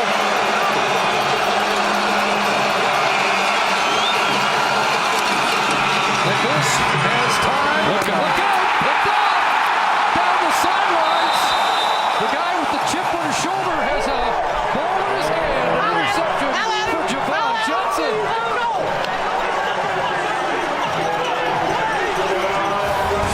Fourth of the year for the former top defensive player in the league. And the Former Bomber gets it back for Ottawa. And he was no longer going to be a Winnipeg Blue Bomber. Didn't like that. He's got the chip on his shoulder, and he makes a nice play in his own defense, riding his man, Stoudemire, until he can drop him inside. So he takes away the outside receiver for 4 or 5 steps, then drops off of him and jumps this out route. And Javon Johnson has his 4th interception of the season. 20th interception for the REDBLACKS on the year, the 3rd turnover of the game for Winnipeg. And Burris and company take over at the Bomber 46. 4 receivers wide side. They go inside to William Powell. Those moves. They call him Wee Powell. Wow. That's fun to watch. I mean, the first one was some just good vision. You know, when he hits the line of scrimmage here, he shows you some great vision for running back because he sees the backside hole. Now, there's a great move right there on Sam Hurl, but that one in the open field, Westerman going down, and I lost track. There was 3 or 4. Yeah. Wow. Big to him here, and it's Ellingson. And he gets ridden out by Damon Washington. Now, I should say, in fairness to the Winnipeg Blue Bombers and the organization, the Javon Johnson phone call was the old regime. However, this interception by Johnson has given the REDBLACKS a chance to add to their lead. Play by Ellingson will require a measurement. He stepped out close to a first down. We'll find out if it is or not as the chains come all the way across the field. Jeremiah Johnson's on the 6th game. And Rick Campbell was disappointed by that, but told us yesterday, as good as Johnson was, he just had a sense that they weren't going to lose any momentum with William Powell at running back. Liked his ability to catch the football, pass protect. Those are always the first thing you hear from coaches talking about running backs. Pass protection good, catch the ball in the backfield. Oh yeah, he can run. And he can run too, and he can run. Can he run?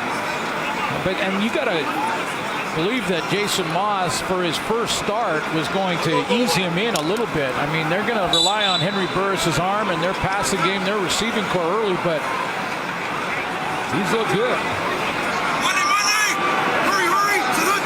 Inches to go, and plunge here by Burris. That should be the first down. This has been the decisive quarter for Ottawa. In recent weeks, they had outscored their opponents 68-10 in the last 7 games in the 3rd quarter.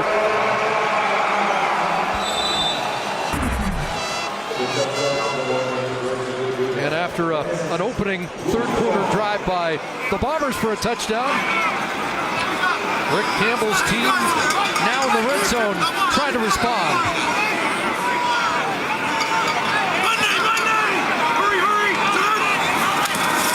Just getting the play off again, and incomplete, flag down. Couple of flags in the area. Pass intended for the fullback, Patrick Lavoie. Khalil Bass was in coverage, and in good coverage. Was it too good? He's complaining like he's being called, but I thought he was in pretty good position. It's a matter of whether or not he was making contact with Lavoie past the 5-yard zone. Pass interference, Winnipeg number 47. Spot a foul, automatic first down. So it is a first down.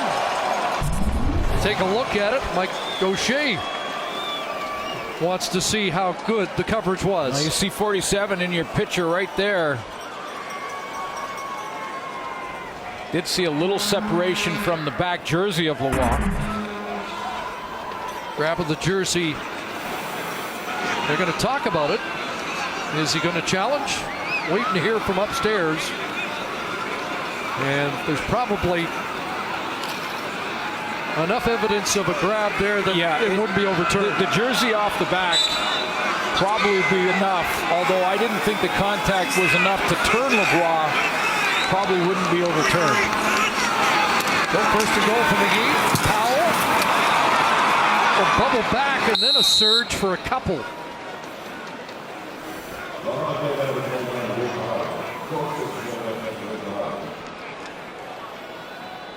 So it's 2nd and goal.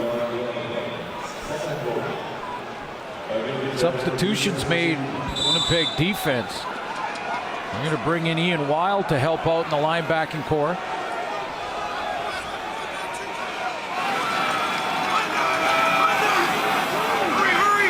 Like they're going to send 6, 7. They get home. Get to Burris back at the 15-yard line. There's Burnett. Ian Wild came in with that play. He was talking to Tony Burnett before the snap of the ball and was pointing to him, and then Burnett just hits it. I mean, he times this up perfectly so that he can't be picked up in that B gap between guard and tackle. Like Ian Wild called the right play there. Another short field goal attempt for Milo from 22 yards out. And it's a 12-point lead. Under 4 minutes to go here in the 3rd quarter. Red Black fans hoping this is the night they claim a playoff spot. Our sack tallies brought to you by Purolator. Tackling hunger, a promise we could all help deliver. 1-1 tonight as the Red Blacks increase their lead. Ottawa leads as a team. Jamal Westerman leads as an individual, but kept off the board so far. In the first half, he's gone about half and half on Sir Vincent Rogers and on Colin Kelly. So they've moved him around to try and get him loose on Henry Burris. But like Coach mentioned at halftime, Burris, for the most part, has been getting rid of the ball so quickly. Tough for that pass rush to get home anyway. 5 of the last 3 games for 55, but he's been consistent all season long. 12-point Ottawa lead. Bombers have been so good on special teams. At times this year, they make big plays on special teams. One could get them right back in the game. Stoudemire on the return. Cover team does the job. Andrew Marshall drags him down. Well, it all comes down to Monday. CTV News will be there wherever you are, on air, online, and on the go with Election 2015.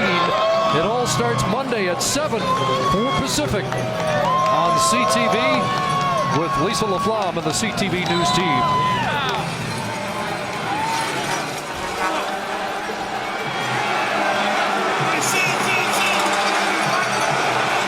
Winnipeg goes to work, 3.5 minutes to go, 38-yard line. And a quick hitter up the middle, Nick Moore brings down at midfield. Hit by Abdul Kanay, but a catch by Moore to get them to the midfield stripe. Always a tip-off when the top receiver on a team who's normally a slot back lines up as a wide receiver all by himself to the short side of the field. That's a tip-off. They're trying to isolate him. Now, Kanay has played well. 4 interceptions on the year, forced fumbles. Look out. Fake inside, a flag down. Moore's got another catch. Just 2 last week for 12 yards against BC on 5 targets. Looked like Ottawa was offside on that play. We'll see if that connection to Moore stands for a first down. Offside, Ottawa number 52. That penalty's declined. First down, Winnipeg. Sean Lemon jumped the gun. It looked like Matt Nichols was rattled a little bit by that hit from behind as he threw the ball to Nick Moore. You're right.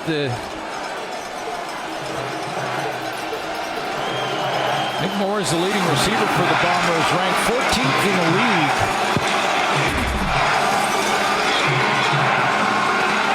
And off here on the sweep to Marshall, not going anywhere.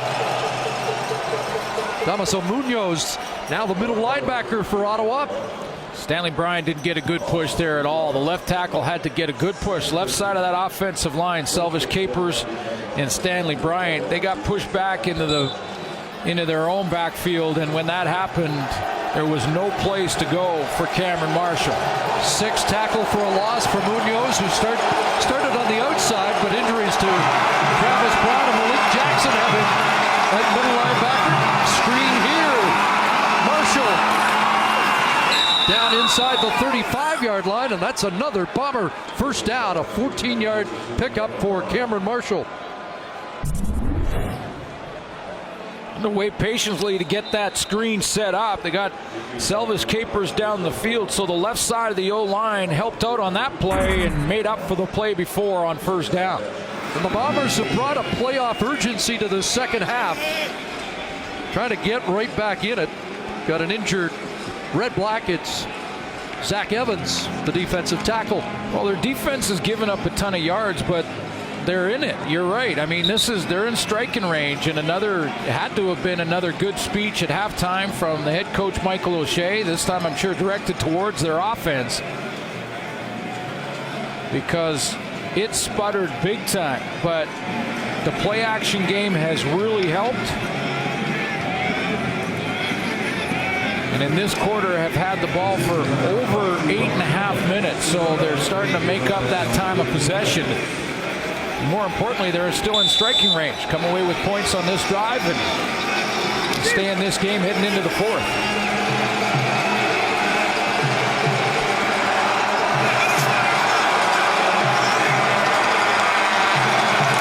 Little toss here, and Clarence Denmark on the end around. Dropped at the 30. He has 3. Another flag comes down.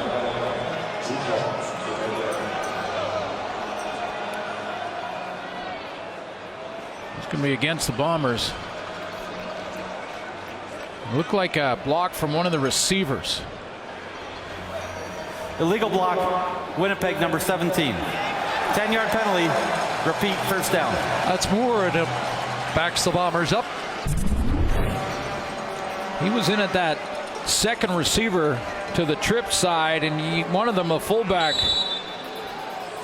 And that block from behind.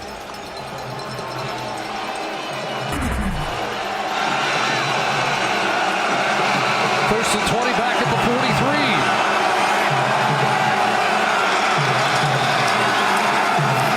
Nicholas pumped a couple of times, and then gets to Marshall, slips away. Cameron Marshall, great second effort to get down inside the 30 and give them second and manageable. 14 yards. Well, not only that, Chris, but it gets them back into field goal range.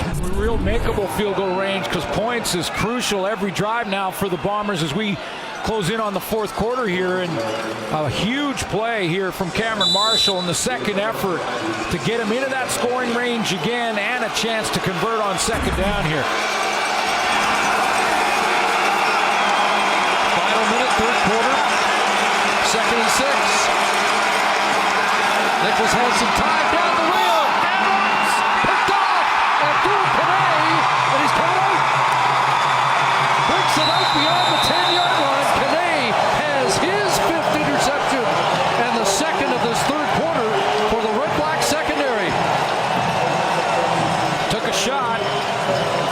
Darvin Adams in the one-on-one, and Abdul Kanay gets another turnover. He plays press coverage, and then just gets in that hip pocket.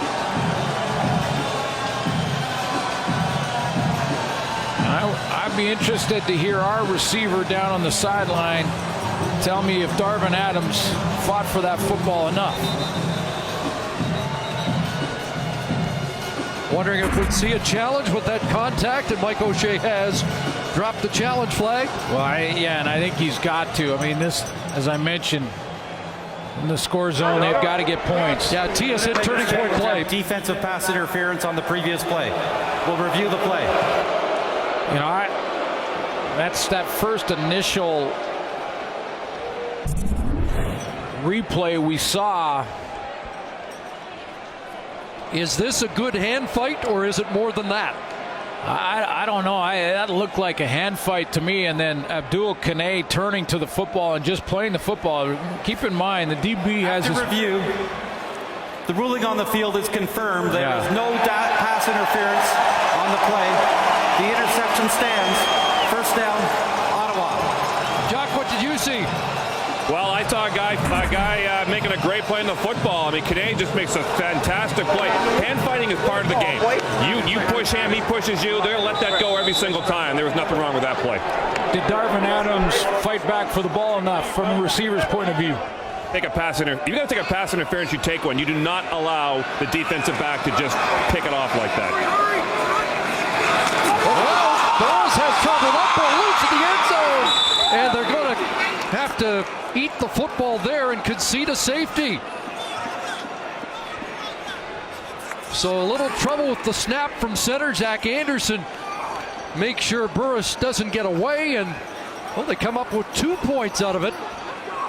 And John Gott shows you his frustration. Yeah, I'm not sure the snap was off. Burris is looking at the coverage, and well, a little hot, but he tried to recover off the bounce and continue with the play, and then realized he's in his own end zone and better just straight up recover it, or it's touchdown Bombers.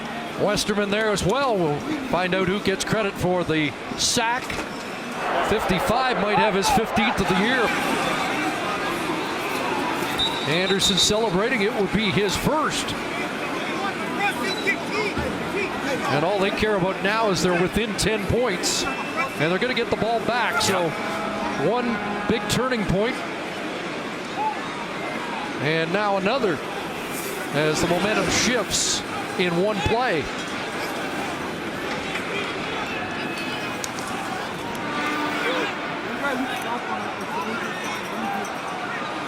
Told Antoine Pruneau missed a play or two earlier in this quarter. He's back out there on the kick cover team. Which is good news for Ottawa because he leads their team in special teams tackles. Kicks not deep. Studemeyer from his 37. Trying to find a crease, and he gets hit hard. Ball came loose. Or did it? Studemeyer is on it. And Winnipeg comes back out on offense. Boy, he got rocked on that one. Tried to cut across the field. And when he stepped up, he got hit hard. I didn't catch the number, and I don't know that he did. He'll tell you I didn't catch the number of the truck.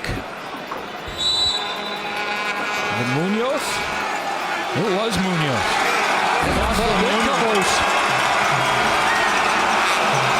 Michel Pierre-Pobriand lining up with a wide out. Handed off inside, nothing doing.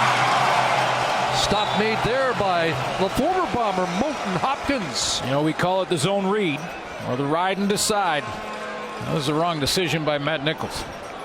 Final play, third quarter. Bombers climbing back into it here.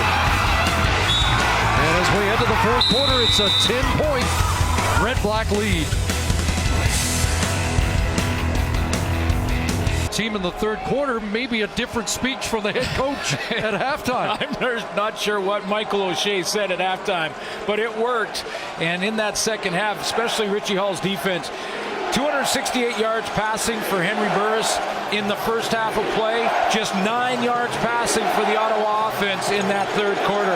Bombers are back in this. And the gap could have been closer, but they've thrown a couple of interceptions here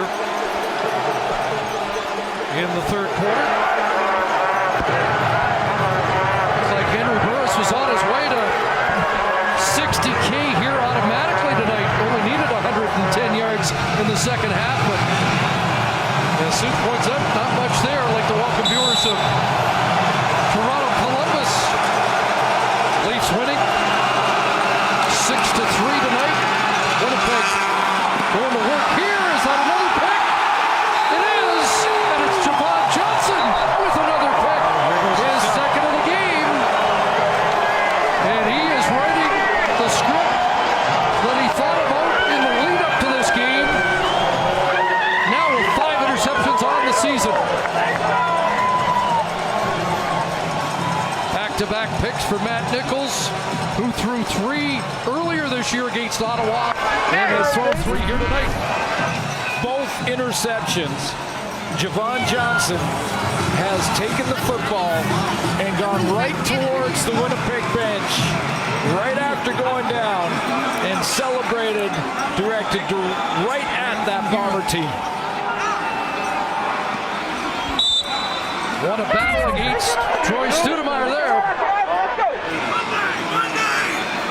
Used to be the leader of the band in Swagerville. Chris Williams over 100 with that catch. And as we mentioned, he went over 1,000 for the season late in the first half. He's been in great position, and you're right, he won the battle, and you got that extra motivation. 2nd and 2. Powell got enough for a first down.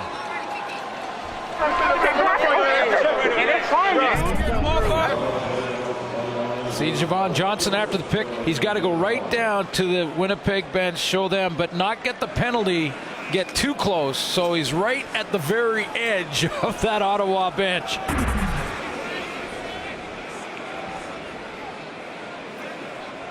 Well, they're going to bring out the chains to confirm. Again, though, and I want to emphasize that that voicemail left that he wasn't going to be returning as a Bomber. Javon Johnson was the last management group in Winnipeg, and quite frankly, if they were letting players like Javon Johnson go by voicemail, that's the mess that they're dealing with now and trying to clean up years later. 3rd and inches, Jock. Yeah, you know, Suits, you and I both know that disrespect is one of the greatest motivators that a pro athlete can ever have. And I watched Javon Johnson just in the lead up to this game. I'm watching him right now, and he's still staring at the Bomber bench.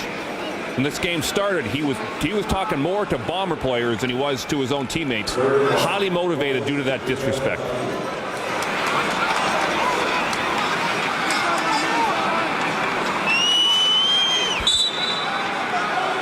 Third and a couple chain links for Burris. Oh, MJ Shaw arrived on the scene, but stays onside, and Burris plunges for the first down. Now, one of the reasons that the Bombers defensively have played better in that third quarter against Henry Burris is that Burris hasn't had enough possessions to get back into that groove he was in the first half, where he threw for 268.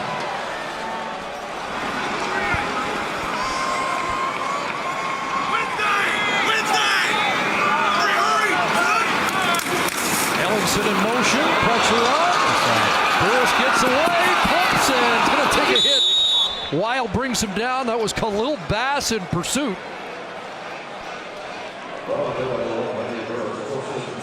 And they'll mark it near midfield.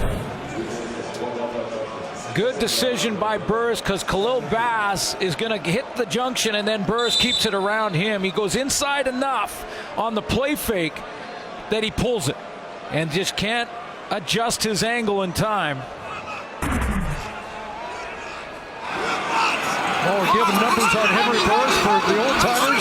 Just past Steve Reilly on the all-time rushing list. Number 33 now. And that was a good tackle by DeMond Washington. Now that play looked like it had a chance for Ernest Jackson to get the corner and pick up the first down when he first caught it, but a quick close by DeMond Washington is going to get their defense off the field. 3rd down. Jackson starts here and then shoots the flat, and you see he's got the edge here. Turns that corner quickly, he might have had it. And they might have something on here. Pepper runs and then gets it away with a flag that comes down, and that ball Burnett secures.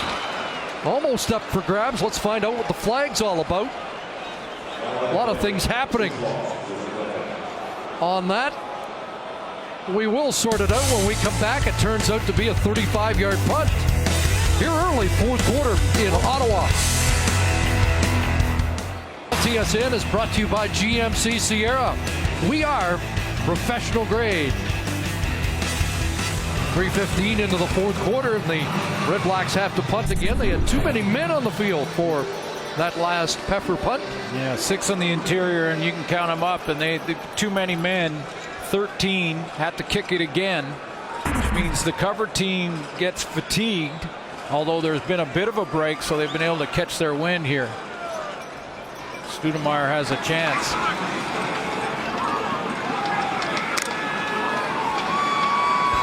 See if the Bombers can enhance their field position because of the penalty.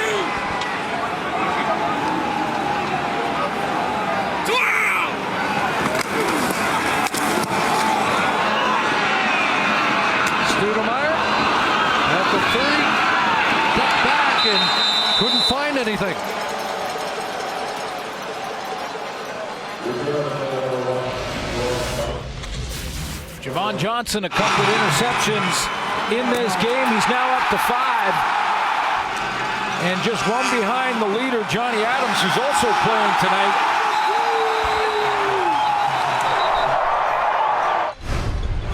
So one thing that Matt Nichols over the last 3 weeks has avoided is the interception. Not tonight. Did not throw an interception in his last 3 starts. Little toss here and a hot potato. Darrell Scott reels it back in, but that was dangerous. Capicotti wasn't sure if he should go for the ball there and try and smack it out of his hands. So or what's just the tackle play? him. Make contact as soon as possible? Exactly. Go straight to the man and put a hit on him. Put your shoulder pads into him, and that ball bounces out. He kind of hesitated. Looked like he reached out for the football. Darrell Scott's fumbled one away in this game. Loss of 5. Second and 15. Nichols underneath. Marshall out of the backfield. And they rally to him and drop him. Sean Lemon first to make contact, and then the rest of them arrived like Damaso Munoz. We talked a lot about Henry Burris this year and their receiving core in the Ottawa turnaround season after just 2 wins. But this defense playing better all year too. Mark Nelson, the defensive coordinator. Good conversation with him before the game. Getting pressure up front with just 4. So big difference. Chris Williams, short return. Louis Richardson was downfield in a hurry. So under 10 to go, it's a 10-point lead. And Brad Sinopoli and the REDBLACKS finish it and claim a playoff spot in year 2 of the REDBLACKS. Support this weekend CFL Pink broadcast. Visit cfl.ca/pink to find out how you can help raise funds to tackle women's cancers. Saw the story of how it affected Alex Perchalski's life, who's not dressed. It also has touched the life of Jordan Verdoni, U of Calgary, whose mother Carol is a cancer survivor. Comes and watches her son play, and is now 63 years old and is all clear. Good job, Carol.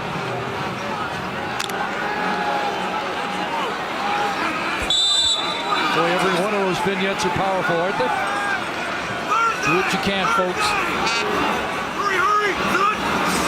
First and 10 for Burris. Ernest Jackson a catch, forced out by Damon Washington. If you join us late, the REDBLACKS out of the gate looked like they'd be unstoppable tonight. 268 passing yards for Burris in the first half. Prior to that, completion, just 18 in the second half. Something about these halftime speeches from Michael O'Shea.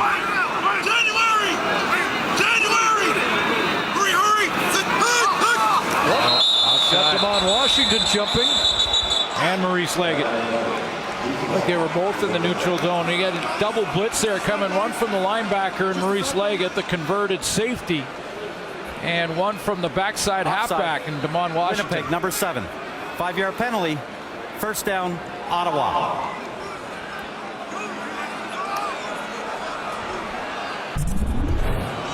Four tackles and 2 sacks for Maurice Leggett. They were both in the neutral zone. That was last week against BC. Big game for him from that linebacking core.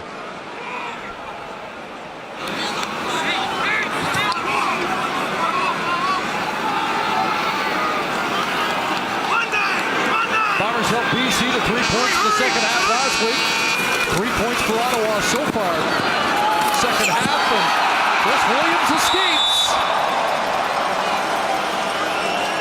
He's dangerous with the yards after catch, Oris. This guy goes from 0 to 60 in a blink of an eye. I mean, his first step once he has the ball and that bounce and acceleration, he outruns angles from tacklers every play, it seems. 9th catch, 123 yards. And the second CFLer after Eric Rogers to hit 1,000 this year. William Powell not going anywhere. Khalil Bass was in the hole, and Westerman there as well. Chris Williams, you've got to give him room. And then if you give him too much room, like we saw a few weeks back when Ottawa played Saskatchewan, then he starts working those out routes on the short side of the field, and they get that matchup until the DB gets closer. As soon as he gets closer, they run him by him.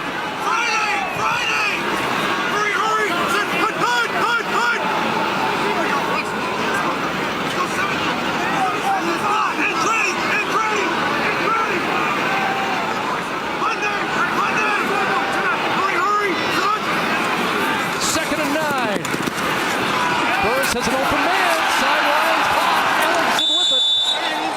Like Johnny Adams was trying to rip it out of his hands, but it's a first down connection, 14 to Ellingson.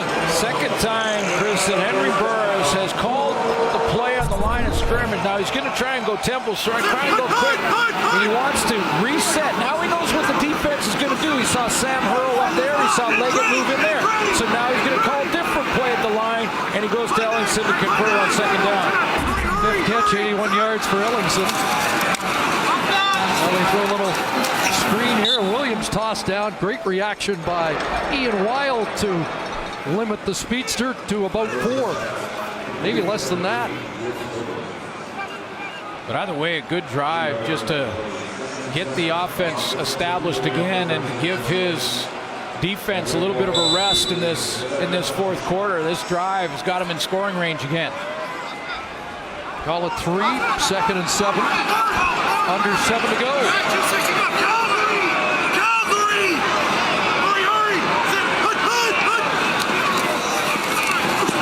Here comes the blitz. Burris gets it away, and it's incomplete. Going to 80 once again. Busiest receiver on the field tonight. And the throw was there, Chris. I mean, he had to throw it low away. I think Chris Williams just slipped and fell. Just slipped, and when he slipped, the ball hit his shoulder pad. You can see that's the same assessment from the OC, Jason Moss. Exactly. The wide receiver on that short side. Again, see, once you give him room, he's got space. He just slipped on that cut. So Milo looking for his 5th of the night. He's made from 27, 13, 37, and 22. So this is longest from 39 yards out.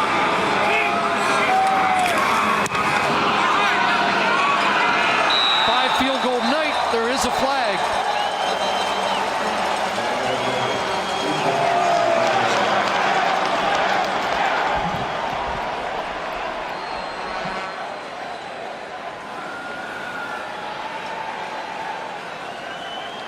And the options being given to Michael O'Shea.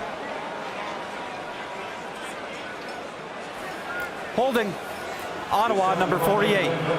10-yard penalty. Repeat, 3rd down. That makes it a little more interesting. Jonathan Beaulieu Richard called, and so see what Rick Campbell does with this. Yeah, I was going to say, will he try what would now be 49 yards 48, 49, yeah, for Milo. His longest 48 on the season. Do you want to risk putting it in Studemeyer's hands? On a missed field goal, you've got bigger guys covering because those bigger guys are there for protection on field goals. So no, I think Rick Campbell's going to punt the ball here. Yep. Just took 3 off the board for a holding call.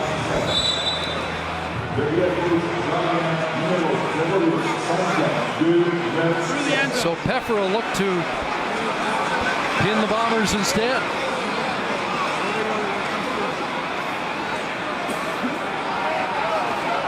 Will those points come back to hot Ottawa that were taken off the scoreboard? Peffer drills it into the corner, and that's a good one. It's a good one inside the 5. They're going to mark it at the 4, so it's still a 10-point game, but a long field for the Bombers with 5:55 to go. Ottawa, home team ahead. Let's go back to the sidelines. Again, join John Clammy. Yeah, not sure I've ever stood in the sidelines with a pink umbrella, but happy to do it tonight. And I just wanted to talk a little bit about Matt Nichols and his night. And I think I really followed through from last week. You know, I've admired Matt Nichols' play for a long time, and I think he's a very competent quarterback. But I've noticed a lack of confidence in his play in the last couple of weeks. And, you know, you can tell that from the play calling as well. They very rarely let him throw the ball down the field. And every time he has so far in this football game, it's usually resulted in something bad, like an interception. I'd like to see whether or not they're going to allow him to throw that intermediate pattern, but I think that's something he has done well in this game. Second half, Jockeys 10 for 13, 108, a touchdown with 3 interceptions. From the end zone, throws complete. Catch made by Rory Collert, who took quite a hit last week. And 8-9 for Collert. Well, when he has gone to that intermediate sort of zone, and this was out of desperation, Collert starts blocking almost as a tight end, just extended by a yard and then just curls up. But he's gone to Nick Moore on that dig route. Second down, and Cameron Marshall runs for the first down. So now 8 for 17 in second down conversions tonight. That's been one of their favorites in the intermediate zone. Get number 17 to the short side of the field and then run them on that little in route coming right in this area. That's what John Klein is talking about. Pass incomplete, intended for Adams. Gonna have that one. Adams with the touchdown catch tonight, but outfought for a football by Abdul Kanay in the second half for an interception.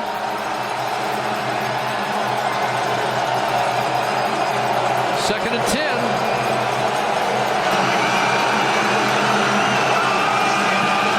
Three-man front for Ottawa, and early movement. Procedure. Winnipeg, number 69. 5-yard penalty. Remains second down. Rookie right guard Suk Chung.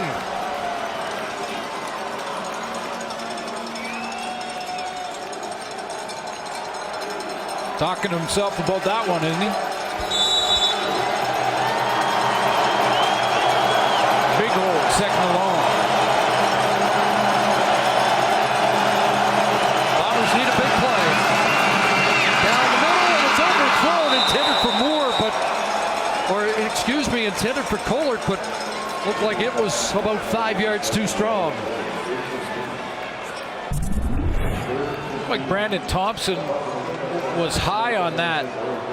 They tried to go into that intermediate area, not to Nick Moore. They may have had him, although you saw Sean Lemon drop deep from his D-line spot to throw it around him.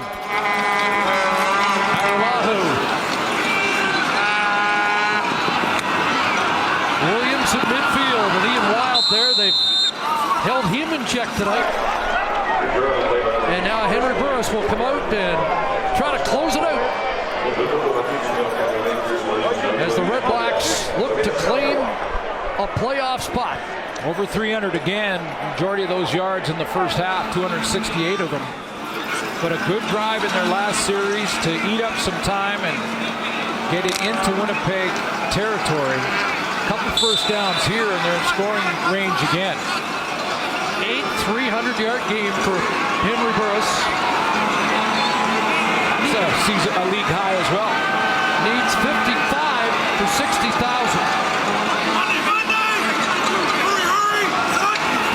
He's just worried about a W right now. Ernest Jackson a catch. Ushered out after a gain of about 3. W, and I know we're coming up on the 3-minute warning still, but also going to start thinking about using the clock here and a little more William Powell. Quick throw and an out. Doesn't take up much time.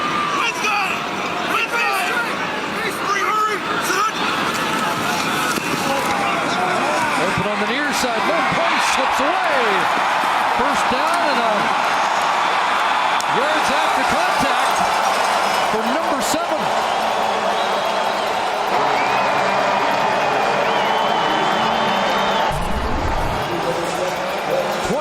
For Mo Price. Anderson. So Burris 30 yards away from 60K. I just saying, he closed the gap by half there. 30 to go, and he gets to the 60,000 mark. Still chucking it. 10-point lead. Timeout, Winnipeg. Winnipeg calls the timeout before the 3-minute warning. And 15 seconds on the clock. 3:15.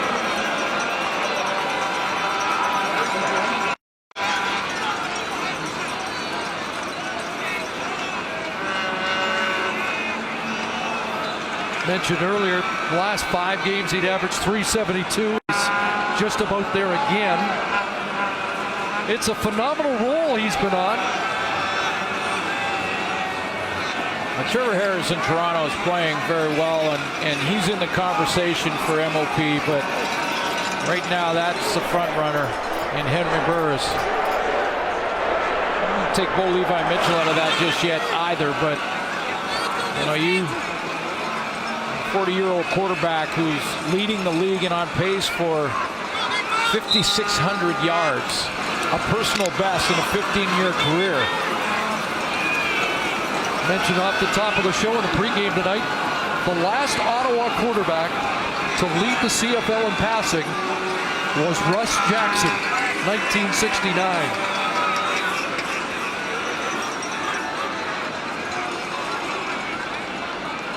Rick Campbell mentioned yesterday he's in Damon Allen mode, which was an indication he's not done yet. Getting any older. And he says he's a guy that doesn't spend a lot of time in the cold tub. That, touch wood again, he has stayed healthy. Got a scare last week on a hit on the second last play of the game that looked like might be a shoulder problem, but he was fine. Somehow he has been so durable. Please put 3 minutes and 23 seconds on the clock. That's interesting. That was the delay. Mike O'Shea was not happy when they said put 3:15 on the clock. He talked it over. They reviewed it. And he got 8 more seconds. He had a clock issue at the end of the first half. I thought he had a beat, didn't win that one, but he got his way this time.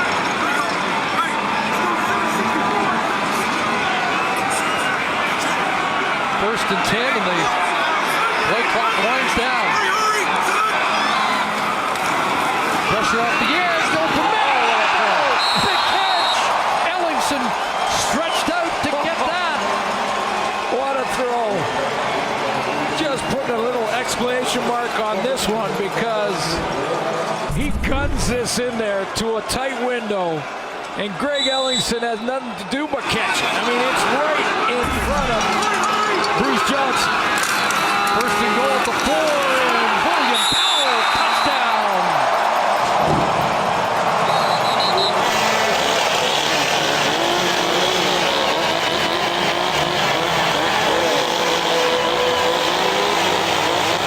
Jason Moss in that tempo make the big play on the throw to Greg Ellingson, and he goes right back and doesn't let the Winnipeg Blue Bombers defense regroup mentally or even in alignment physically, and goes ahead and runs it in for a touchdown. William Powell has his first 2 CFL touchdowns, 1 receiving, and now a rushing touchdown that has just about confirmed a Red Black reservation for the postseason.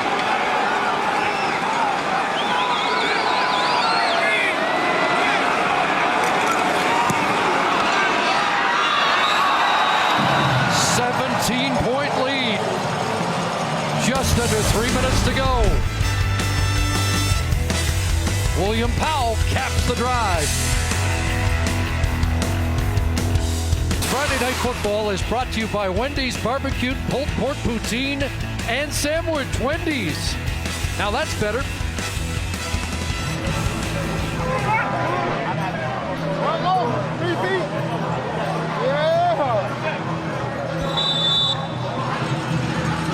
Celebration not quite on yet at the Ottawa pitch, but sure they can sense it. That ball skipped by Burnett.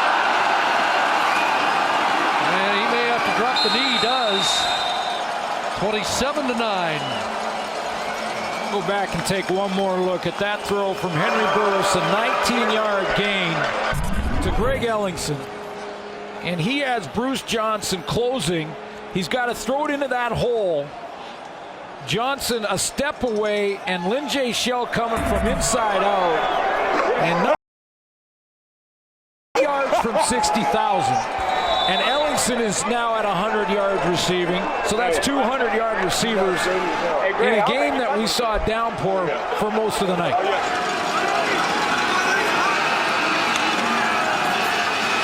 Nichols looking a couple ways and now finds Cameron Marshall underneath up at the 40, close to 5. The Bombers, if this stands, the hole gets very deep as far as the playoffs go. Quarterback draw. Nichols will get the first down and hit the deck. They got Ottawa next week at home. Then a bye, and then Toronto And to then finish Toronto the to season. finish. But they're in a dogfight with the Lions and the Montreal Alouettes and the possible crossover. The Lions have Edmonton this weekend. Nichols hit as he delivered incomplete, and a flag comes down. Darvin Adams was the intended target. Going to call that roughing the passer. Major foul, roughing the passer, Ottawa number 95. 15-yard penalty, automatic first down. Moten Hopkins called, the former Bomber. Take a look and see the hit after the throw. Hopkins came right down the middle. The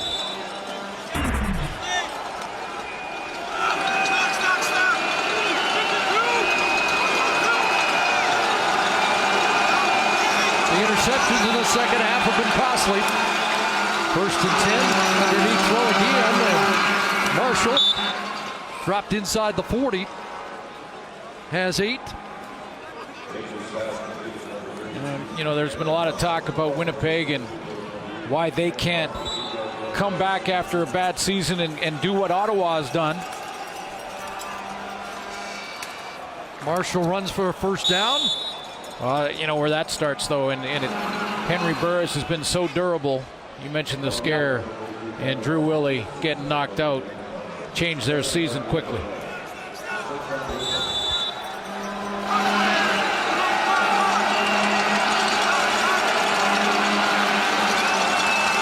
Nichols has some time underneath. Stoudemire, more flags. Stoudemire gets hit hard. That's Lemon on the scene from his defensive end spot.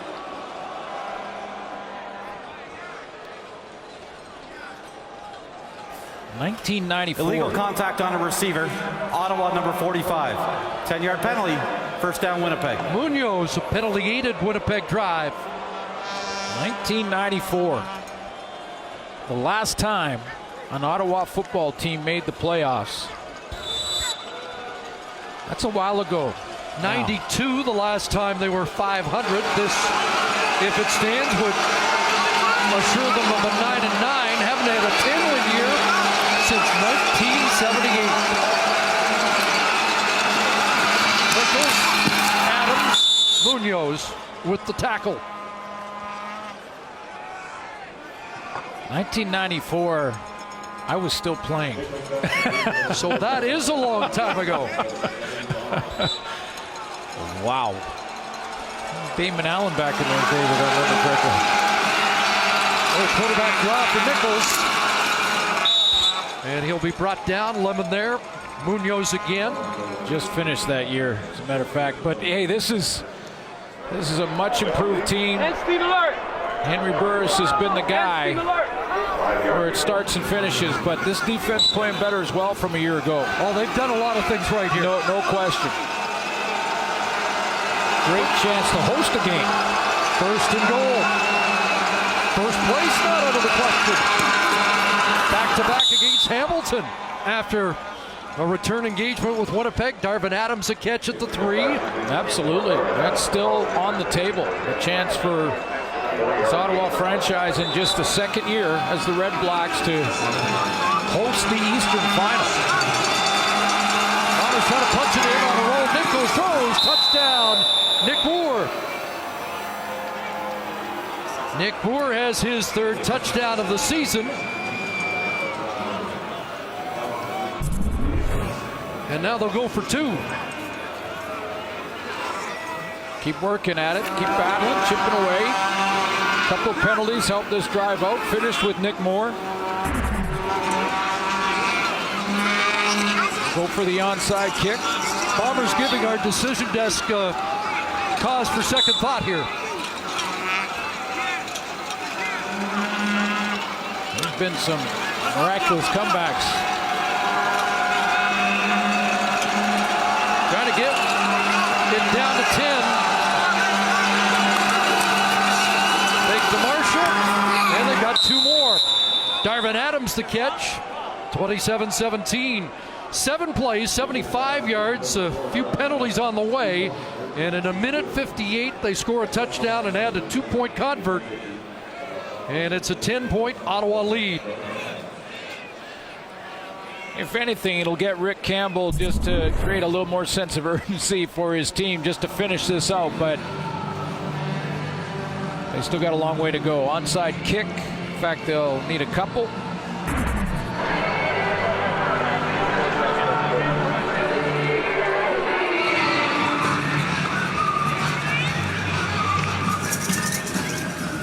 Haven't seen any magic from the Bomber special teams tonight yet.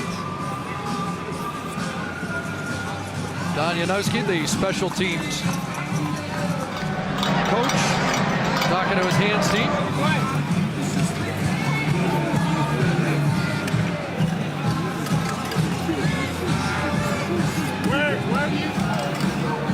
Iralahu comes out.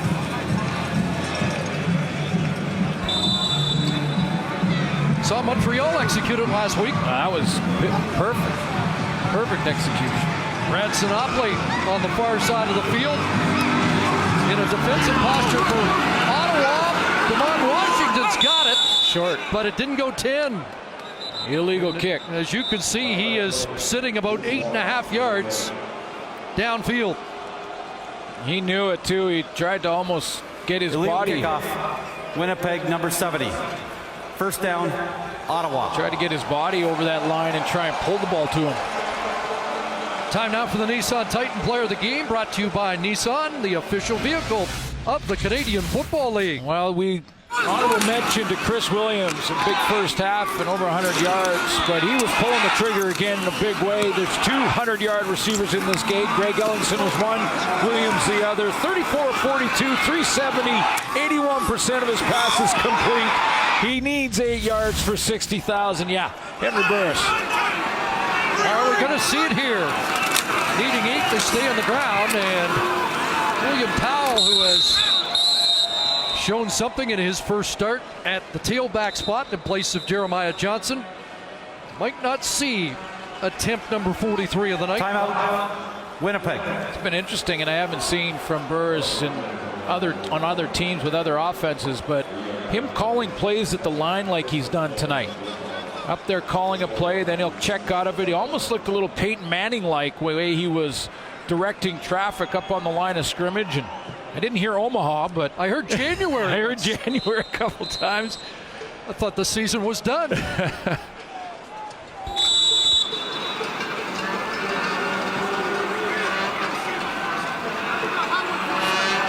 impressive milestone. Upcoming either on an upcoming play tonight or next week. All right. Powell battling. Louis Richardson brings him down short of the first down. Interesting decision here for Rick Campbell. Just thinking, what do you do here? Because if he tries the field goal and it gets a little run down here, take it right down, call a timeout, and then do you put the punt team out, or any reason to go 3rd and 3? He's had a couple where Winnipeg was close to blocking him. They got the block last week. They run it down. Timeout, Ottawa. Looks like they are going to keep the offense out on Jock? Well, I heard you guys reminiscing about the 1994 Ottawa Rough Riders and the last time they made the playoffs. I happen to be on that football team. I'd be very proud of that fact, except for the fact that we made the playoffs at 4-14. It was actually Danny Barrett quarterback that year. Made the playoffs 2 years running, 93 and 94 at 4-14. It's been an awfully long time since Ottawa fans have had a playoff team to celebrate. Looks like they're going to be able to do that tonight, guys. So Jock, you're the reason that the crossover was brought into play. The Ottawa Rough Riders were a very, very large part of that. Yes. Offense stays on the field, 3rd and 3. And he is going to throw. That ball got tipped and it falls incomplete. So a turnover on downs. The Bombers go back on the field on offense with 40 seconds remaining. Yeah, they're not going to come back and Rick Campbell win this game. And that looked like a throw to get to 60,000 almost, because you really should run the ball there. You want to convert and end it, but as I've said before, when you throw the ball, although not like Burris has been throwing it this year, but when you throw the ball, 3 things can happen, and 2 of them work in the hands of the defense.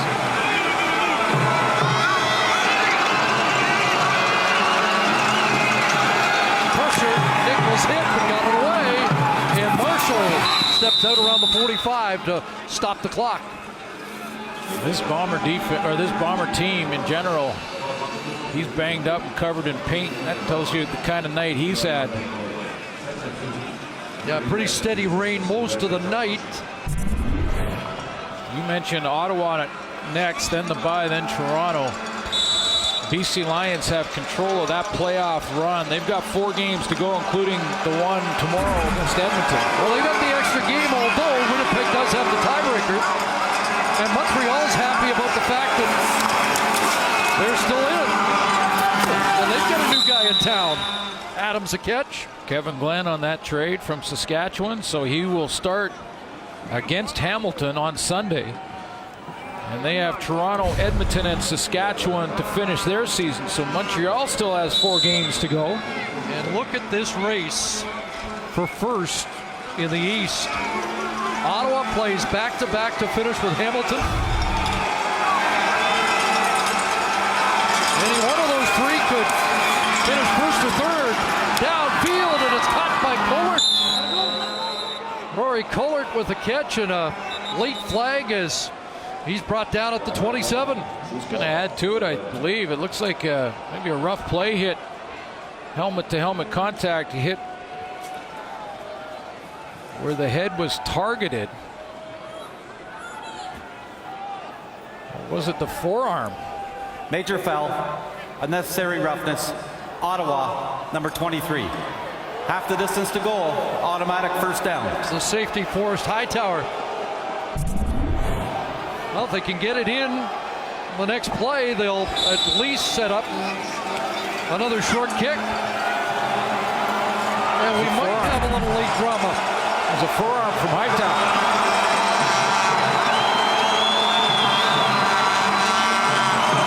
Underneath it goes, and Cameron Marshall going to get stopped around the 5. Get up there, call it quickly.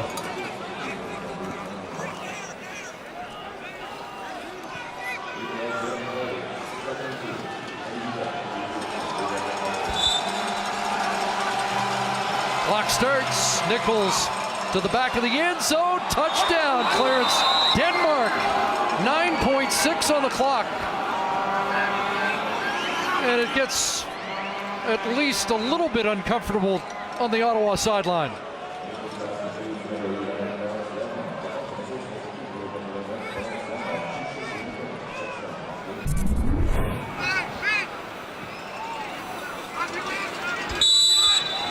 Take another look at that touchdown. Just straight go route. Ball thrown to that back shoulder. 3rd touchdown of the year for Denmark. Castillo to make it a 3-point game, and he does. So one more team will see the short kick unit of Michael O'Shea that got the ball but didn't get a 10 the last time.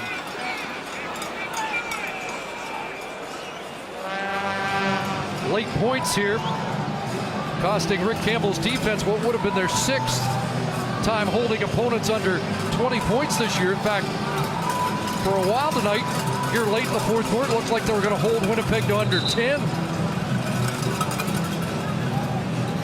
Ottawa just took their foot off the gas here in this last 2 drives defensively, and they have caused their head coach to start pacing anxiously Rick Campbell up and down that sideline, because the clock won't start till the ball is kicked here.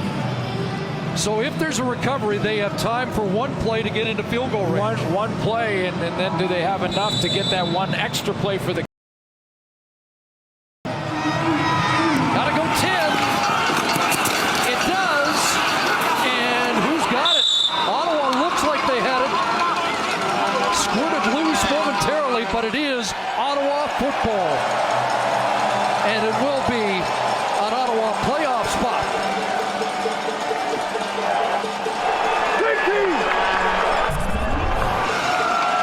Take a look. It bounced around, but it was a good kick. It went the required yards right in that pack. And there's Sinopoli with a rear drop.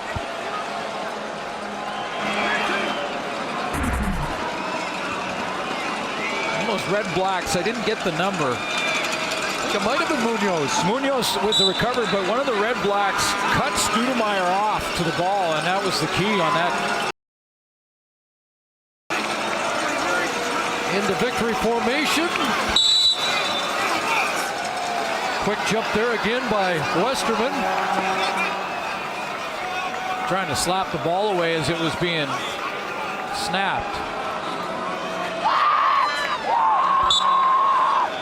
Boy, it's been a great crowd all year long. Wasn't their inaugural year as well, but